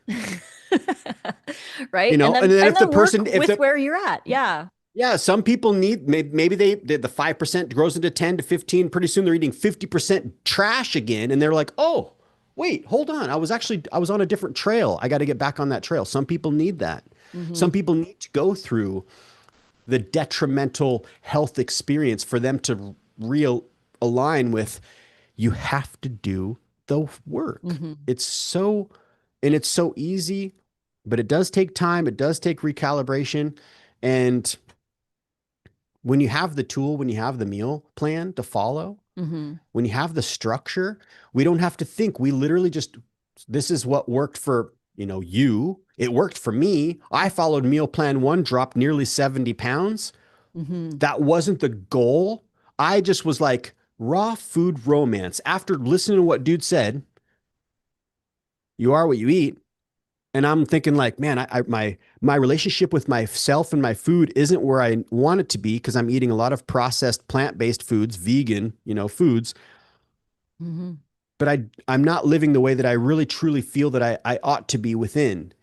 And um yeah, just having that structure was everything because I didn't Hmm. have to think about anything. It was Right. already done for me. You did the work for me. Yeah. You found out what worked for you. You Mhm. made sure that there was enough calories. And I was like, I was looking into that. I'm like, and I would chronometer the stuff out. And I'm like, okay, I read 80-10-10. I pulled gems from that. We Mhm. can pull gems from different people's things, right? Like Bruce Lee Mhm. style. Like, I'll take a little of that. I'll take a little of that. I don't adhere to every single thing in one particular direction. Everybody's dropping some gems out there, and I'm going to take Mhm. some of those things. Exactly. I know. I Yeah. love that. I love that perspective so much. I want to go through a couple comments in the chat. Sesh is saying, my sleep has gotten better so far. I'm not waking up with heart palpitations any longer. That's awesome. I used to have the heart flutters in the middle of the night as well. So I fully understand how scary those can be. So that's awesome. Nathalie That's says, I huge. bought your bundle. I have officially all y'all's books. That's awesome. Hey, Yes, big ups to the yes. support. Big hugs. Thank you. We We love have you. Rich in the chat saying, I have all kinds of people my age, men with no clue. I'm 75. That's amazing. Yeah. Yes. See, And Rick, Paris, well, maybe he can answer what is it that you are doing in your life. 75, are you eating plant-based? Are you eating a lot of raw foods? Because I mean, you're 26 years older than me. That's a lifetime older than me. I want to pull some information. If you're somebody in this space and what you've seen, like, share, man. That is so good. Proud that's of so you. Proud awesome. of you. Yeah, Paris Kitty says, you two have had a huge impact on me, guys. Oh, Mm, we are we so, love you. so blessed. Love you, love you. Hey, babe, you keep messaging. I drank the smoothie and the water, and nature You called. need more. Oh, nature calls. Nate's getting up. Yeah, so thank you so much. Destiny is saying, lol, how is the flagpole? Stop. I'm crying. That's awesome. Yeah, it's been really fun to talk about and discover these new things together and to really share a lot more for the men. Rich says, I'm 100% whole food, plant exclusive, learning from AJ, my friend Dixie. We met at the plant powered party. Yes, yes, Rich. Oh, that's awesome. So lovely to see you here. Nate's going to be so excited to know that's you. But the plant powered party, for those who don't know, in Vegas in August of 2025, we were speakers at the plant powered party hosted by Chef AJ. And there was Dr. Furman, Dr. Will Bolsewicz, Dr. Alan Goldhammer, Dr. Doug Lyle. There was a whole bunch of speakers that were here. And Javant, he was another culinary demo. Nate and I did a culinary demo. We showed how to roll our wraps. We showed how to make like a cashew dressing. And all of those replays, if you didn't get to come to Vegas to be part of that in person, all of the replays are now available inside the Vegan Health Bundle. So you get to watch all of those. It's a $197 value, and all you pay is $49 to get the bundle. So you not only get those replays, but you get also 6 things from Nate and I. You get our new culinary techniques ebook. You get Nate's new full mast ebook where he talks a lot about what we're talking about today, his cracker ebook, my sushi book, the Make It Raw 4 that I wrote with Chef AJ. All of that is part of the bundle. And there's 70 downloads. So there's stuff from other people in there too. Dr. McDougall contributed his starch solution masterclass. There's other classes like Chef Ramses Bravo has a salsa making class. Julia Dunaway has sourdough and a pizza class in there too. What else is there? Holistic Holiday at Sea has 5 keynote talks with like Chris Wark, Dr. Michael Greger, and things like that. Mm. And you get everything for $49. It's That everything. is so. If the bundle's It's worth those alone. Yeah. By the way, Rich is the one we met at the plant powered party. He's Oh, Rich. 100% whole Wait, food. wait. Is that Rich, the bodybuilder, Yeah, Rich? yeah. Yeah, Rich. What's up, man? Rich, I love you, brother. Man, this guy, inspirational. 75. My dad passed away at 75. Horrible, horrible end of life in a lot of ways. And Rich being the same age as he was, and that's only a couple years ago, super huge inspiration. You know, Rich, you got it figured out, and I'm trying to take that torch, bro, and Mhm. pass it along to these other dudes Oh. because yeah, this is a guy who don't mess around, you He says know, he eats and the wraps because of you guys. I That's love it. I awesome. love it, I man. love it. It's so good. Oh. It's so good. And you know what's so cool is just like as if we can remove the old lens and we can like remove the bias and the dogma, and I'm not going to turn into a girl if I eat a salad or some plants because Mhm. as dudes, that's kind of the consensus that's being, you know, like you're going to lose your masculinity. And it's like Mhm. actually you're going to gain your Yeah. masculinity. Like you're going to keep your masculinity. It's going to even be, you're going to be more masculine. Hmm. But someone like Rich who made the connection, it's just fascinating. And of course, I Hmm. like the idea that you have a higher IQ. Not that Hmm. because I'm like, I'm not really that smart of a guy. Like, you know, compared to Lissa is so incredibly smart. Like, I'm smart in my own ways, of course, but it's like, it takes a smarter person. It takes a person with a higher IQ to be able to switch up what they eat, to make the connection, to release the dogma and to release whatever it may be. Some people, I mean, I was 40 years old before I came to understand that I need to change my ways. Hmm. And I love the guys that are coming in their early 20s. They're making the changes. They understand. So it's neat to see those waves because the better we feel, I'm like, me and you talk about this. It's like, who's your ideal client like in business? Well, who's your ideal client? And we're like, everybody. Everybody out there is pretty much our ideal client. Right. And Mm-hmm. it's just so awesome to just be bit by the bug of the power of plants, Hmm. right? Like it's hard not to embody and to embody it and to embody the excitement because we see, like, we hear these people like Chris Wark, we hear Joel Furman, we hear these different doctors who see what they see. Like, I'm not a doctor. I don't have degrees. I'm not working with thousands of patients and seeing this cycle when they actually start to adopt whole foods on a day-to-day basis. I get the information and I'm like, I'm going to embody that. I believe it. I'm not calling him a liar. That makes sense. Hmm. Anatomy, physiology, like totally makes sense. But it's so tricky how hard it is, especially I feel like for dudes to Hmm. really make that connection.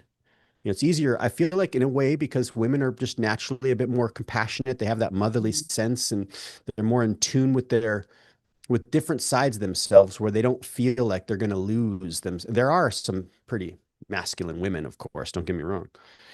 And they have a hard time. But Hmm. yeah, it's fascinating stuff. Rich, It I really, love you, man. it You're really awesome, is. brother. I miss you. I Oh, was just talking about you the other day, wasn't you I? Remember, I guys, was like, you guys should connect and do a live. we need to. I would love to Hmm. do a live. Rich, we just learned how to do this live stream on YouTube, which is really fun.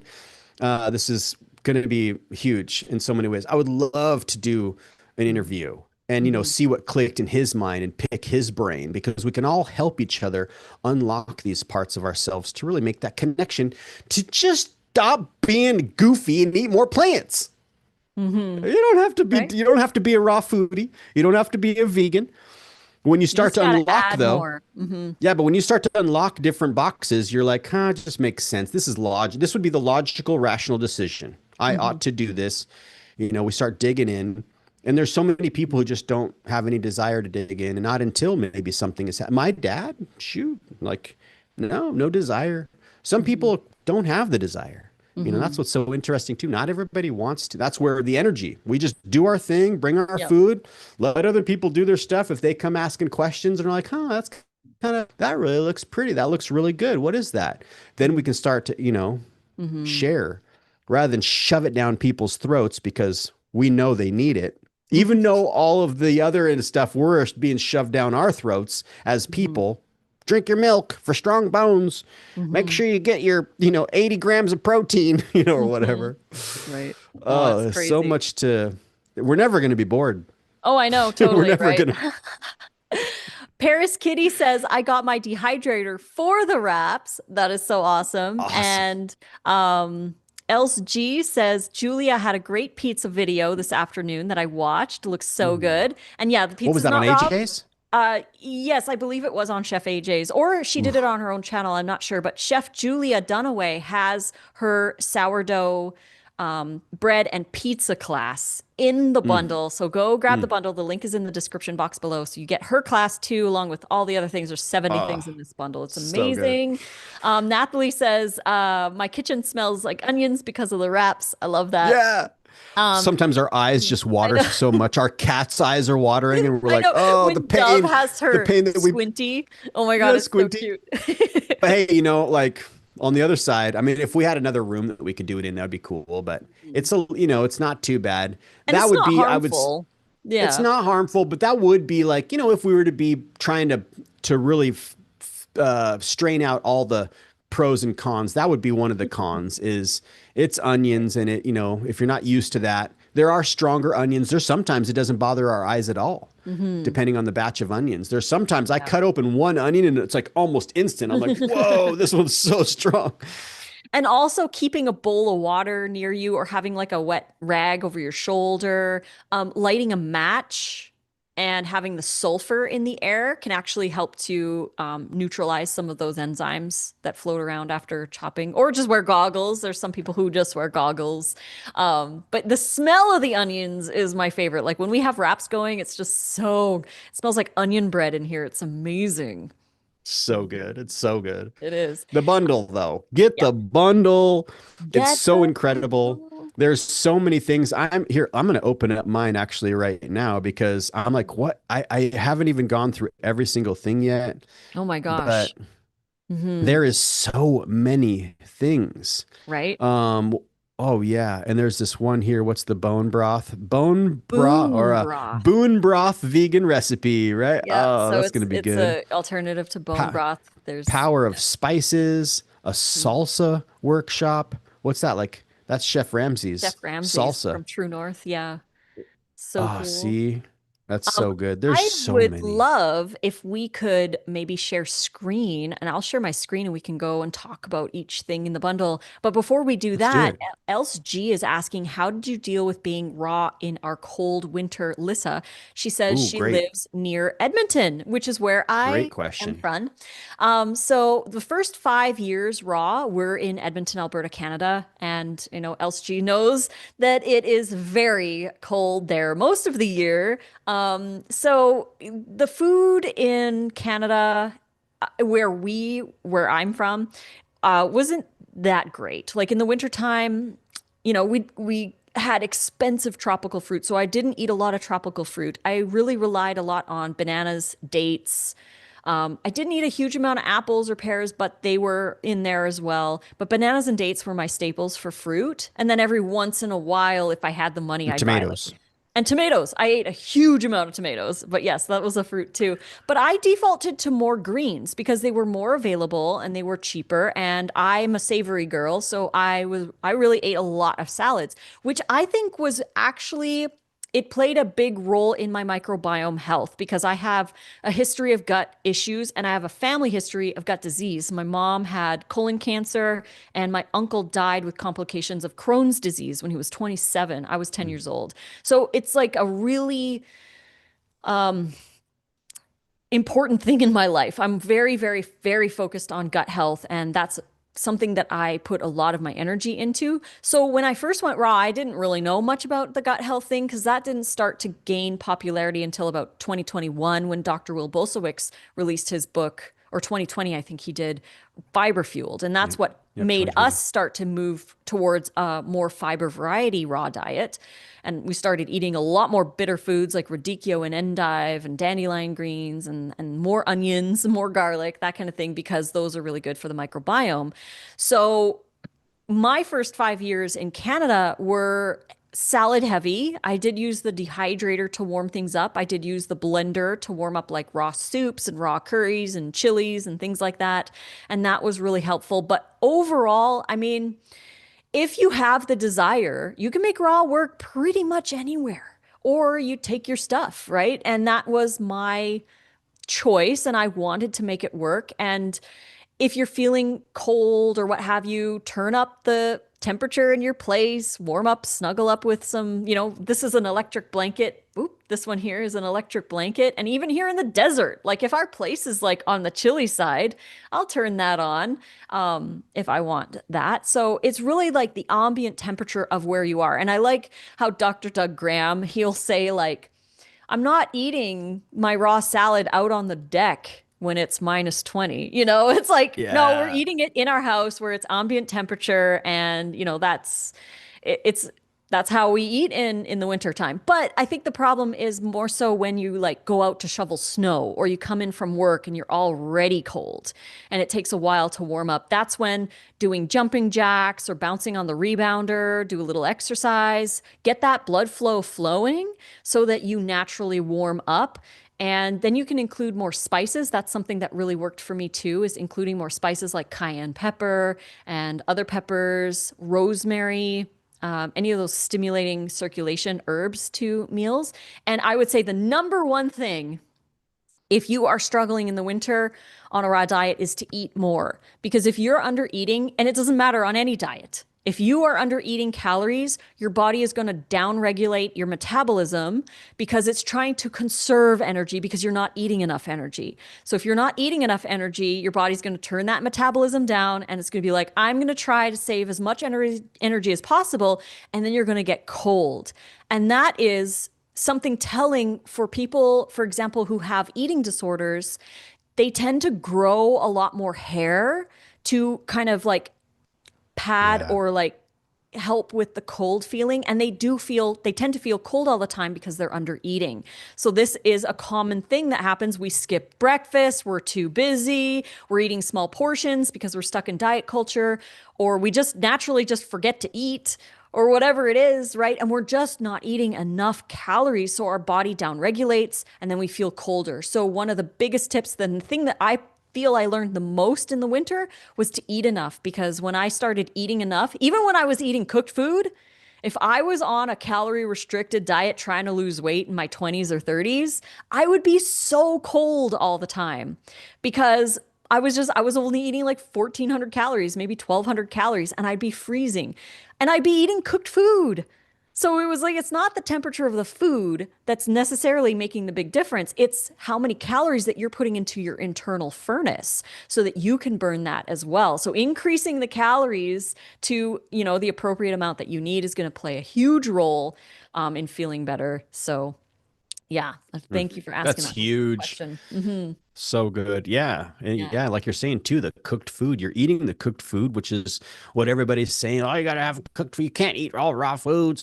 And it's like, yeah, I was eating the cooked food and I even had to eat less of the cooked food because I was, the whole diet culture thing. Oh, Mhm. just being a deficit, being a calorie deficit. Mhm. And that doesn't always work for everybody. Yeah, To be in that exactly. calorie deficit, yeah, getting colder. It was cold up there. When I would visit you, I'm like, geez. And then I would see how much the food was too. So expensive. Although, Mhm. you're when you're eating, say raw and living foods, you're not buying boxes of crackers and Mhm. canned goods and frozen goods and breads and all the things, right? So Mhm. it's not, I don't think it's more expensive, but No, actually, but like you said, stuff was expensive, a yeah. mango, Yeah, right? like a mango was like $6 or $7 for one. So, Yeah. and that was And like over 10 we'll years get like ago six for a for a dollar dollar. here. I know. Thank goodness for Las Vegas. We get some pretty good prices here, but not everybody has access to that. Some people need Yep. to make sure that they, shop at stores that they can afford because like there's a Yeah. big difference between shopping. I know Rich was like Winco and Costco and he had like the strong Oh, arm emoji. 100%. Winco's amazing, but people are really Amazing. scared about not eating organic. But the thing Mhm. is, we would rather see people eat non-organic conventional produce than eat organic junk food, or Totally. just junk food in general, because it's not like you can always tweak. You got to get the foundation down first. Start eating the fruits and vegetables, start adding more in. And then from there, as your finances, um, you know, dictate, you can add more organic if you want, if that feels right for you or whatever, but not to like put all the weight on, oh, if I can't get organic, then I might as well not even eat the apple. It's like, no, Yeah, eat the the all or apple. nothing. Yeah, The the all or all or nothing nothing. attitude. Hmm. If I can't do it this way, then I'm not going to do it at all. Might as well just have pizza. Hmm. And it's I know like, it's look, really but fascinating. but that's also what's so wild about the fear and the propaganda and the indoctrination. People are so scared of conventional produce Hmm. because of the marketing and Hmm. the just that kind of information that's out there. Hmm. It's of course it's going to be better if you could grow it yourself in the backyard. Of But then course. if we're really getting down into the nitty gritty of how we can run but we can't hide, and Hmm. there's the documentary, What in the World Are They Spraying, that came out Hmm. like nearly 20 years ago. And we know Right. more and more about Hmm. the stuff that's being sprayed for cloud seeding and all this kind of stuff, weather modification, and that those metals and things get into the soil. I mean, it's so interesting when you start to really dig into these different things. There is a lot of stuff that we could freak ourselves out about. I I know. know. And And if it's we really, just, again, just taking emotion out of it, like you said earlier, yeah, take the emotion out of it and think about the logical choices that you have. hmm, And, it would yeah, be better to eat the conventional. And by the way, I mean, a lot of organics are still sprayed, they're still just sprayed sprayed. with approved sprays. So, Yeah. when I went to the Canada Vegan Fest in like 2017, I think it was, Ted Carr's uncle had picked us up from the airport and he was telling us how the organic cherries, because that's a huge industry in British Columbia in Canada. The cherry farming is huge. And he's like, the organic cherries, every single one of those trees is sprayed just with an approved Yeah. spray. It's still Yep. got toxins and it can still be bad for the environment, bad for the animals around, but it's an approved spray. But they have to Yeah. spray those trees, otherwise there wouldn't be any cherries, even if I they're know. It's organic. like So, it's a catch 22 yep, kind of thing, totally. right? Like, Hmm. I mean, we would garden and we would spray bacillus because we would have worms come down and like they'll destroy the crop. And you're like, you want to save the crop. So it's understandable. We've moved, we're evolving. We're trying to figure out what's going to be the best. And hopefully we'll be like, okay, that spray is it's running off into the water. We're seeing problems. We got to gather data. Sometimes it takes generations for us to be able to gather the information on how we can pivot and come up with something different. Hmm. It's so fascinating. But yeah, when you get down to the nitty gritty of it, yeah, Hmm. the conventional produce is still feeding the microbiota, the plant fibers that's going to Hmm. help us in Yeah. so many ways. Like just It's peel interesting the too. cucumber. Like If our you don't, yeah, right? Peel the if you don't, cucumber. if you don't want the wax, peel Mhm. it. Yeah, it's interesting with our microbiomes because a lot of people will say conventional produce with the pesticides destroys the microbiome. And Mm. it's interesting because you and I don't wash a lot of our produce. And we just got a question from Elsgie says, what do you guys wash your vegetables with? We don't wash a lot of stuff, which we don't recommend, but We don't sometimes we recommend. just, And yeah. we did see a reel just the other Mm. day talk or showing they lifted up the produce basket and showing the recirculated water that gets sprayed on the vegetables. And I was like, we ought to wash our stuff more often. But of course, we do have the mindset of like, oh, healthy microbiome. We're Hmm. like, we don't want to be soup. We don't want to live in a bubble and have everything super, super germ free. But yeah, Hmm. definitely washing our produce with the baking soda or some white vinegar Yeah. would be a better practice. Yeah, baking soda and vinegar. So that's the answer to LSG. To wash your produce, the easiest way is to just pour a big bowl, a basin of water, add like 1 or 2 tablespoons of baking soda, maybe a little white vinegar to it, and just let your vegetables soak in there for about 15 minutes or so. And that helps to loosen any pesticides or dirt or And other then things from there. and then you have to dry the vegetable Yeah. before you store it. Yeah. And of course, there again, all of these things adding up. So the average, say like the average young Hmm. family, it's easier to Hmm. just go through the drive-through. You don't have to wash the produce and all the stuff. But there again, Hmm. where, Choose your how is hard. that? Yeah, choose your hard. It may be hard to do that, but it's going to be harder when you can't live life the way that you want to live because you're on these medications. You can't move, you can't play, you Hmm. can't make love. And it might be Man, harder to control your kids if you're giving them treats oh, from Costco that are ultra processed. And it's like, yeah, that absolutely. might be easy, but now your kid is, you know. And then they're wired for it. That's Hmm. another thing it's so sad to see because we see through this lens now. It's how Hmm. we've seen, Hmm. you've been like we look through this lens, we Hmm. recalibrated. Yeah. And it's so sad because these kids, when they are given something that is healthy with very, very like only the salt that's in it, or maybe the dressing has a little miso in it or something rather, Mm-hmm.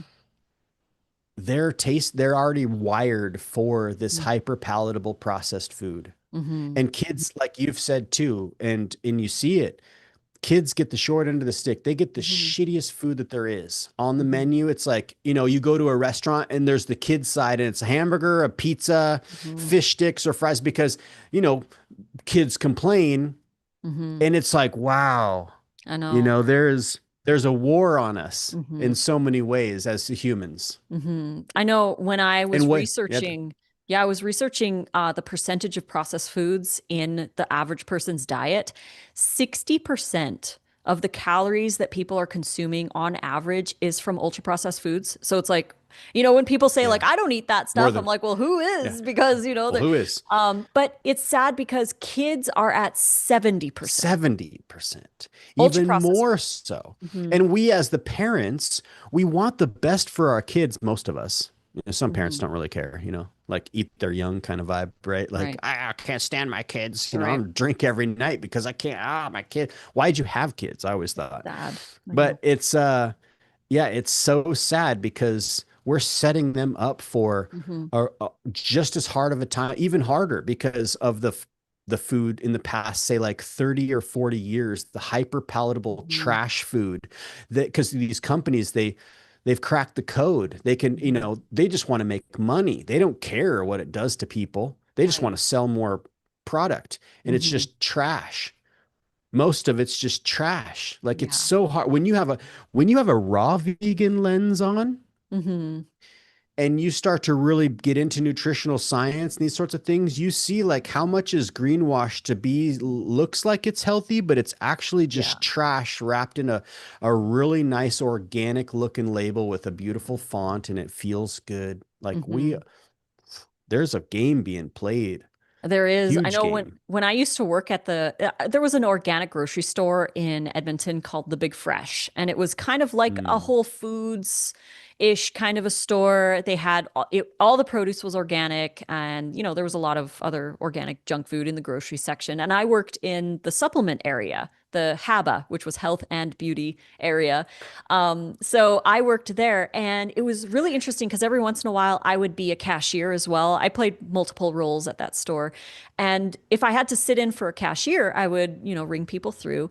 And there was one customer who would come in, a couple times a month, and she would like load her cart. It was her like, every couple weeks she'd do her grocery store. Um, Everything that she got had to be organic. There was other things in the store that weren't organic, like in the grocery area. All the produce was organic, but in the grocery area there were some non-organic things, but just healthy, like you said, green washed. They had the nice box and everything. But she wouldn't even touch those ones. She had to have only organic. But it was interesting because everything in her cart was ultra processed or animal products. There was rarely ever fresh produce on her conveyor belt.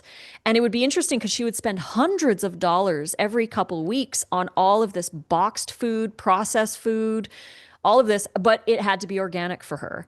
And it was just interesting because she had a lot of health issues and she was, constantly having new ones come up. And she's just like, I just don't understand. But, looking at what was in the cart, even though you're getting all organic, if it's still ultra processed food, organic or not, it's not going to be ideal. So it's really hard mhm. for people because It's we are crazy. greenwashed. Yeah, Hmm. greenwash, and it's crazy too because I'm sure there's certain aspects about organic food that could be more beneficial than a highly processed, non-organic Right. food. Yeah. But what's so fascinating is from like a marketing perspective, Hmm. how brilliant to be able to be like, oh, we'll just stamp this on the bag or the box and these fools won't know 100% anything. Oh, natural can be anything. yeah, Yeah. right. Yeah, and like, what they are able to get away with not listing Hmm. that's in the even the organic product.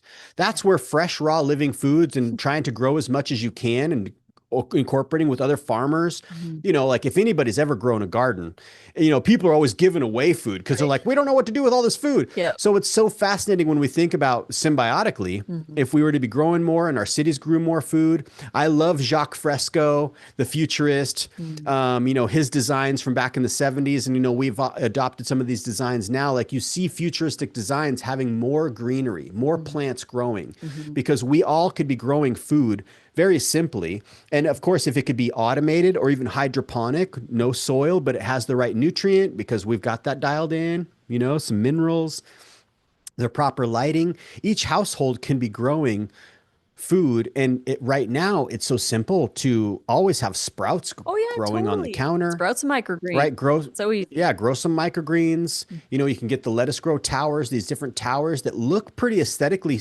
pleasing to the eye in the home. It doesn't look, it's not like an eyesore, all Mhm. automated, like boom. I mean, it's just taken some of the power back, you Exactly. know, Mhm. like going against the social norms in the system, because Mhm. these systems are about making money Mhm. hand over fist in every single way, shape, and form. They really, there's, I know there's a lot of brilliant minds that want the benefit, you know, for humans to be healthy. But when we see this revolving door Mhm. of the Food and Drug Administration, the World Health Organization, the medical bills, the problems that we have, how many products are out there to diminish our health, which, you Mhm. know, of course, going to cause the problems. People have to take time out of their day to go to the doctors, get their medication. And then it's just, it's like, wow, like if we really want to stand up and go against the system and be an anarchist, all we have to do is become a raw foodie or a high raw Right. foodie. And like, that's like one of the biggest things you can do to Mhm. stick it to the man, Right. Exactly. I which I know. talk about a lot in my cracker Mhm. book. If anybody hasn't got the bundle yet, the cracker book's in the bundle, and it's definitely embodying a lot of this energy that I've been throwing out on this stream, because Uh, like mhm. you know, what we got to do to take the power back is Exactly. to make our own stuff, to learn Mhm. a little bit. And if you know, it can be overwhelming. That's where the bundle's so cool, because you just legitimately follow the plan. It Mhm. says, oh, this recipe is dates, dessert recipe, I'm thinking, Right. dates, walnuts, date syrup, some coconut sugar. Like, so simple, very simple ingredients. You know Mhm. what's in it. There's no additives and preservatives and any of the funky other stuff Right. on the level. Because if we were to Mhm. get down there with Yeah. the microscope, oh, there's still so in the dates were raised like the oh, you know, we can just freak out about every little thing. Mhm. And that's not healthy either. And No, it's people like not. to do that No. in this community. I feel like Mhm. people, I know there's a it's lot of easy interesting to individuals. yeah, to be too hyper focused on certain things. Yeah. XV in the chat says, "How long do you think it'll take for raw vegan to get as popular as vegan has throughout the years? You know how most restaurants now have at least one vegan meal. Imagine seeing raw vegan meal at a normal restaurant outside of a fruit or salad. Oh my gosh, that would be 100 amazing. years. 100 100 years. years. I know it's going to The take way that we time. move, the way that, Mhm. yeah, like we're as people, we're so, even when you know the information, Yeah. even when you have the knowledge, Mhm. it's still tricky to release it. I Mhm. mean, for it to become like the way that we would like to see it, 100%. Like I would love to picture 25 years would be so great. Mhm. But places that we've seen, even now, after this turn of events and people understanding a little bit more about they need to eat a little bit better, a lot of these places can't survive. Mhm. They have to have animal products or cooked food products in their menus. Mhm. So raw, like a full-on raw, fresh gourmet SOS freestyle, I don't see it happening very soon. It's going to Mhm. take a long time, because even people who know the information still have a hard time, and they still have a hard time even buying something healthier because the other stuff is so hyper palatable, and we have Mhm. developed a microbiome, right, that is calling out for those processed foods, Mhm. screaming, feed me, Yeah, I know it's really give me the hard. cracker with the cheese. Right, totally. Um, Get the cracker book. You get the cracker and the cheese, and it's all raw. You make it yourself. None of the BS. yep, I know. My ideal awesome like if I could create the world any way I would want to, I would wish for one, obviously vegan world, but we're being realistic here. But it would be every restaurant has the baseline as raw vegan. And then Raw from vegan. there, you could add cooked rice, you could add cooked lentils, you could add animal products, or whatever Yeah. to the already raw meal. So it's Yep. kind of like a build your own style. That And would then, be so amazing. And the yeah, build your own, the raw meal would be substantial. yeah, But exactly. yeah, and like we've said, we've had these conversations. I love this modality, which is the animal products would just be painfully Mhm. expensive. They wouldn't no longer be subsidized by the government, which would Yep. reflect the true cost because people don't Yep. realize the true cost. I was having a conversation with somebody in DMs the other day, and she was like, well, animal products are actually pretty cheap. And I'm like, they aren't. They're an illusion. They're not actually as inexpensive as you think it is because there's a book called Meatonomics, and it's a really great Mm. book. It was published a long time ago, so the numbers are obviously totally different, but the premise is the same. It talks about the economics of the meat industry and how animal product industry is funded by the government, subsidized really by the government, by our tax dollars. We subsidize farmers to make meat and dairy inexpensive in the stores. So people think that animal products are actually inexpensive. And yes, maybe when you're paying with your dollars, it is right at that moment. But the actual true cost that goes into creating the animal products, if the customer had to pay the price instead of the government subsidizing, they would be hella expensive. The You world know? would most likely be way Yeah. more plant Mhm. centered and the term vegan overnight kind of thing. Right. And there again, when you think about, I can't help but to think about this malevolent energy. Hmm. Like, why would the government subsidize these products that are, if we're looking logically, way more expensive to produce? Hmm. We're not getting the same kind of ROI and it's harmful to the body. But if the main theme is to destroy humanity, Hmm. and that's really dark. Like I know Like, it's woo! really it's really dark, but it's like look at what's happening out there. No. Why? If we think energetically, what are we putting into our body? We're putting in death, torture, fear, destruction. Hmm. It's bloodthirsty. It's like it's absolutely ridiculous. There's different ways to describe all these sorts of things, which is so Hmm. it's like it is dark, but it's like we can stand up against it by just not voting for it Hmm. because and it's fascinating. It's subsidized. It's dirt cheap. Why is it so cheap? Because they make so much money. Hmm. They being the world management team that Right. call the shots and make it, what it is. We have a long ways to go, but it We is do. it is happening Hmm. like 100%. Like what is happening?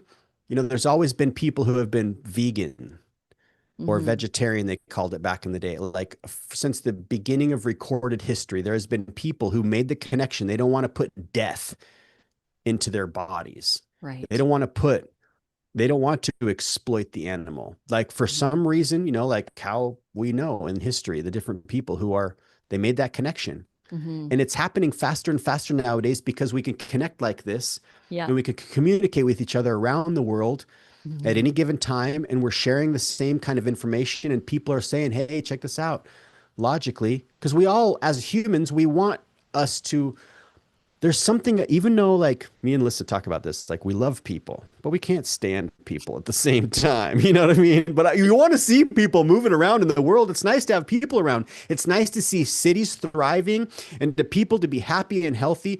And I feel like we all inherently want that for one another. I don't feel that like the inherent side of ourself is all, kill or be killed kind of energy. Hmm. But if we're feeding ourselves this sort of energy, Hmm. these sort of products that are Right. that are it's all built on that. Hmm. It's just fascinating stuff. It really is. I know XV says, thanks for answering my question. I thought about it because I've noticed a popular rise in veganism since 2015 when I went vegan. Yeah. So I was curious to know your thoughts of raw vegan popularity. And I think it will, but it takes all of us standing up. The vegans Yeah. who request more raw, they're, slowly but surely, hopefully, we can work towards that change, but it's going to be a long road for sure. Yeah, and Maria, people say they want it, but they mhm. don't buy it, Yeah, that's right? Like interesting when too. Like our Bella Fresca.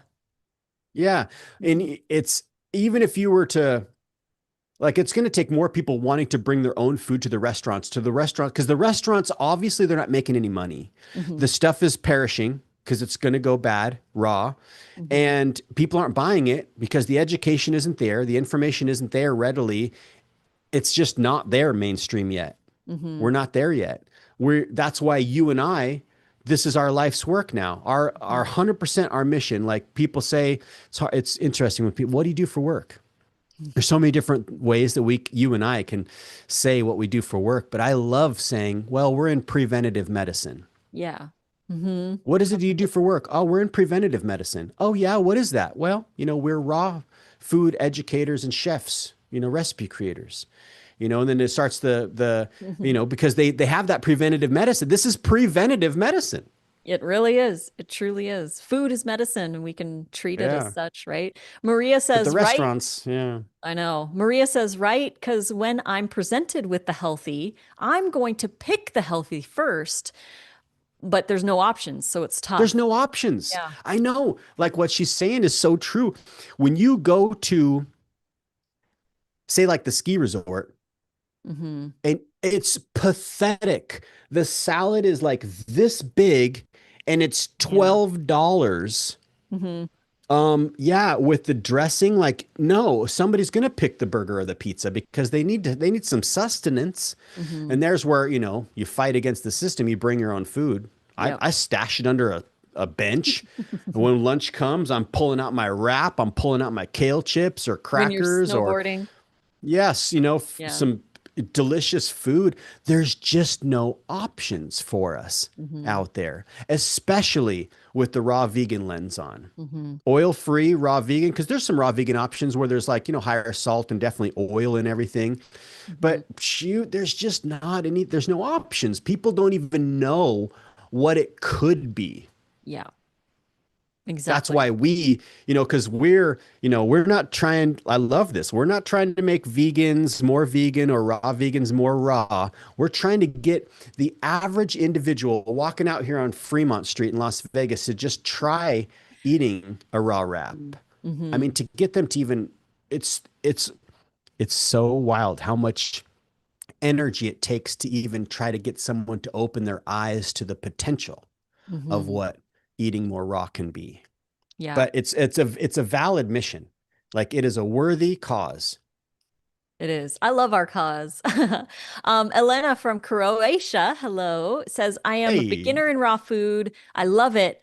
Only I think I struggle when I'm sad. And that's a really hard Mm, one too. When we're going through stress, we're going through yeah. troubling times.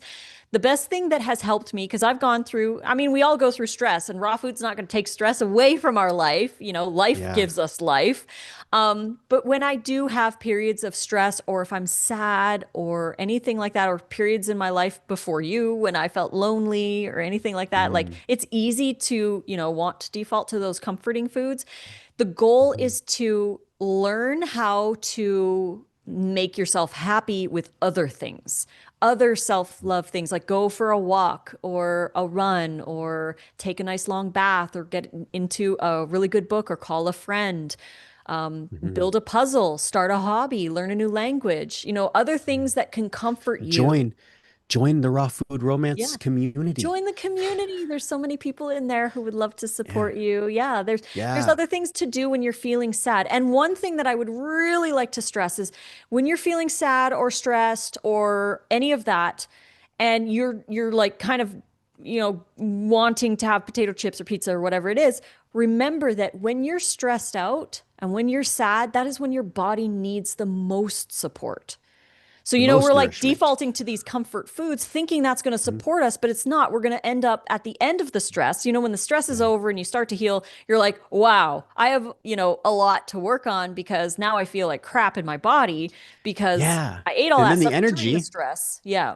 Yeah, energetically, you're Yeah. sad, so you eat the funk, and then you feel more sad because you ate the funk, and your microbiome that you fed Yeah. is not the fiber thriving, more beneficial microbiome. And then the mind and the brain are connected. The mood is still not there. It's so funny. It's not funny. It's so Yeah. interesting how Hmm. that can be that cycle. Yeah, and when you take the time to just for people who are single, like before you and I got together, I Hmm. was going through a 25-year split with my ex. I was together with her since I was 15 years old. And here I am 40 years old. I'm by myself, starting my life over. I'm like, everything's turned upside down. I became a raw food enthusiast. And it was like the thing that made me happy Hmm. was Hmm. I was love was that. was knowing that I'm creating this relationship with myself and Hmm. with the food that is going to benefit me, and energetically it works. Hmm. And so we have to this is another part of the concept of this darker force. There's something within us. We're like beating ourselves up all the time. Hmm. And there's something in our mind that we have there's the two conscious, there's like the devil and the angel or whatever, how it's shown in cartoons when I grew up, right? Hmm. And there's this one is like, well, it would be better to eat the raw salad. And the other one's like, shut up. Don't eat the raw salad. Have some French fries. You're sad. You deserve French fries right now. You know what I mean? It can be tricky to overpower those Hmm. voices that are telling Yeah. us just, you know what? It's been a really rough day. It's plant-based. Just eat the pint of ice cream. It's coconut yogurt or coconut milk. Right. And it's like, I mean, it's a step in a different direction, but I know it's definitely sad. Being sad and being depressed can be real Oh, hard. And it's I've really experienced hard. some, Yeah. yeah, we both have experienced dark, depressive states in Hmm. our life. And it's not a place to be. But then if the gut and the brain are connected and the microbiome that we're feeding isn't the ones that are going to give us the better energy and the better mood and the more serotonin, it's there again. It's like this repetitive negative loop. Hmm. Exactly. I know. And that whole deserving thing is really powerful too. And I've made videos on this as well, where it's like if you just change what you feel you deserve in a sentence, like for example, a really great, like just feel the vibes between the two of these. So you get back from a really stressful day at work and your boss yelled at you and you're just really sad and you're having a really hard time. You get home and you say, what a stressful day. I am so sad. All I need is a pizza, and I'm going to feel so much better And about some myself. wine. And some wine, right? And I'm going to feel so much better about myself. Now, if you switch it, you can still Or feel feel better about exhausted your and day. sad. Right? What? They'll do that to feel better about their Yeah. day. They're just tired, they're stressed, Yeah. dopamine, pizza, wine, just numb yourself out, just forget Mhm. about it, right? Yeah. Mhm. But then if you just switch what you feel you deserve, like when "Oh, I just need that and it'll feel so good and I deserve that because it was a long day." But if you switch it to the raw salad or whatever, you can still feel the exhaustion and feel the sadness and be you can say it like this. You can be like, I just had a really hard day at work. My boss yelled at me and I'm really sad and I'm stressed out. All I need is a raw salad, and that's going to make me feel so good. So you can Yeah. still, like, just the feeling of that can really shift what your choice is going to be because when you believe that you need the raw salad to make you feel good, then that's going to be something that you can gravitate towards a lot easier than say the Mhm. the traditional thing. Like we know that stuff doesn't work. Oh, we've done it long enough. We know, right? Yeah. And so it's like, let's try something different. Let's try. And it's only good. Yeah. It's only Yeah. good right here. Yep. You're chewing it and it's just so amazing. And then after it goes down, you're just like, I know. And then you feel more I don't sad. feel very good. Yeah. Yeah. And then you feel more sad. You basically add to the problem instead of feeling light and empowered and on track and, hydrated. You can And sleep better at another night. reason why it's like Mhm. to stand up against the system, Yeah. because there again, it's like there's obviously, I mean, Hmm. it's all about making money and the bottom dollar, but there's all these foods that don't serve us that are Hmm. so easily accessible. And the way that our lives, especially in the more domesticated worlds, in the cities and these sorts of things. Super fast-paced lifestyle. Mhm. We rarely, are taking the time to do anything. But you and I both looked last night. How many hours does the average Oh person yeah. spend on their social media or on the phone? Six Or hours, the TV. average person. It was TV, social media, and video games combined. S- Combined, 6 hours Yeah. combined. Yeah. Yeah. So you picture the A average person's day. probably spending like at least 3 hours on their phone. Hmm. And we are the best excuse makers in Hmm. the world. Like we are pro. And so Hmm. we'll make all the excuses. Don't have the Hmm. time. I don't have the energy. That takes too much energy. I don't know what to eat. I don't know where to even start. It's Hmm. too hard. It doesn't taste good. It's not going to fill me up. My friends are going to think this. My family's going to disown me. All these excuses. It's fascinating. And then there's all this cheap garbage everywhere. Like there is a war on Hmm. us in so many ways, more than just the mental. Like the physical is just fascinating, but it's like stressing the system. The Yeah, how I much money know. is being spent. There's $1 trillion, industry trying to, Hmm. we would be so much better off. We would have better workers, better builders, better designers, better architects, better minds, cleaner Less minds, thinking of crime. solutions, less crime. Yeah, Hmm. solutions to these Hmm. problems rather than like it's just there's so much Hmm. trash food Hmm. and trash content and trash information. It's Hmm. and the information that's being peddled like way more like raw food messages and raw food educators and the education about raw food and the microbiome should be pumped more. But it's Hmm. in a lot of you have to go search it out. It's Hmm. not going to be in your feed like the other stuff. The other stuff is just it's the cheap garbage. Hmm. It's what makes money in all the Yeah, ways. I It's know. fascinating. It's so fascinating. But And we we don't could need to be talk for sad. hours. We don't need to be sad. Yeah, we need to get something to eat. We don't need Yeah, to be and sad about actually, it. We can take the power back. It's hmm. all in our power. Hmm. Literally, we are in control in a lot. There's not a lot of things that we have control over in this world and the systems and taxes and all the things, but we can control what we buy and what we put into our mouth hole 3, 4 times a day, or, once a day if you're one of those kind of people. Hmm. That's something that we have control over in a lot of ways. And of course, the nuances of organic and all the things, Right. but Get the foundation down first and then work on all that other stuff foundation, after. Yep. that's it. The foundation is everything. Yes. And so it's 3:30 p.m. PST right now. And in one What time did we hour, start? Did we start at one. 1? Yeah. I know we've been I was going like, for, we've talked about this. We're like, I we'll know, go on live. It'll just be I like know. hours. And we're going to do more of this. Share in the chat if you want us to do more lives like this and just chat, about random topics and have questions to answer. And you guys can ask us stuff. If you want more of that, let us know because we will definitely do more of these.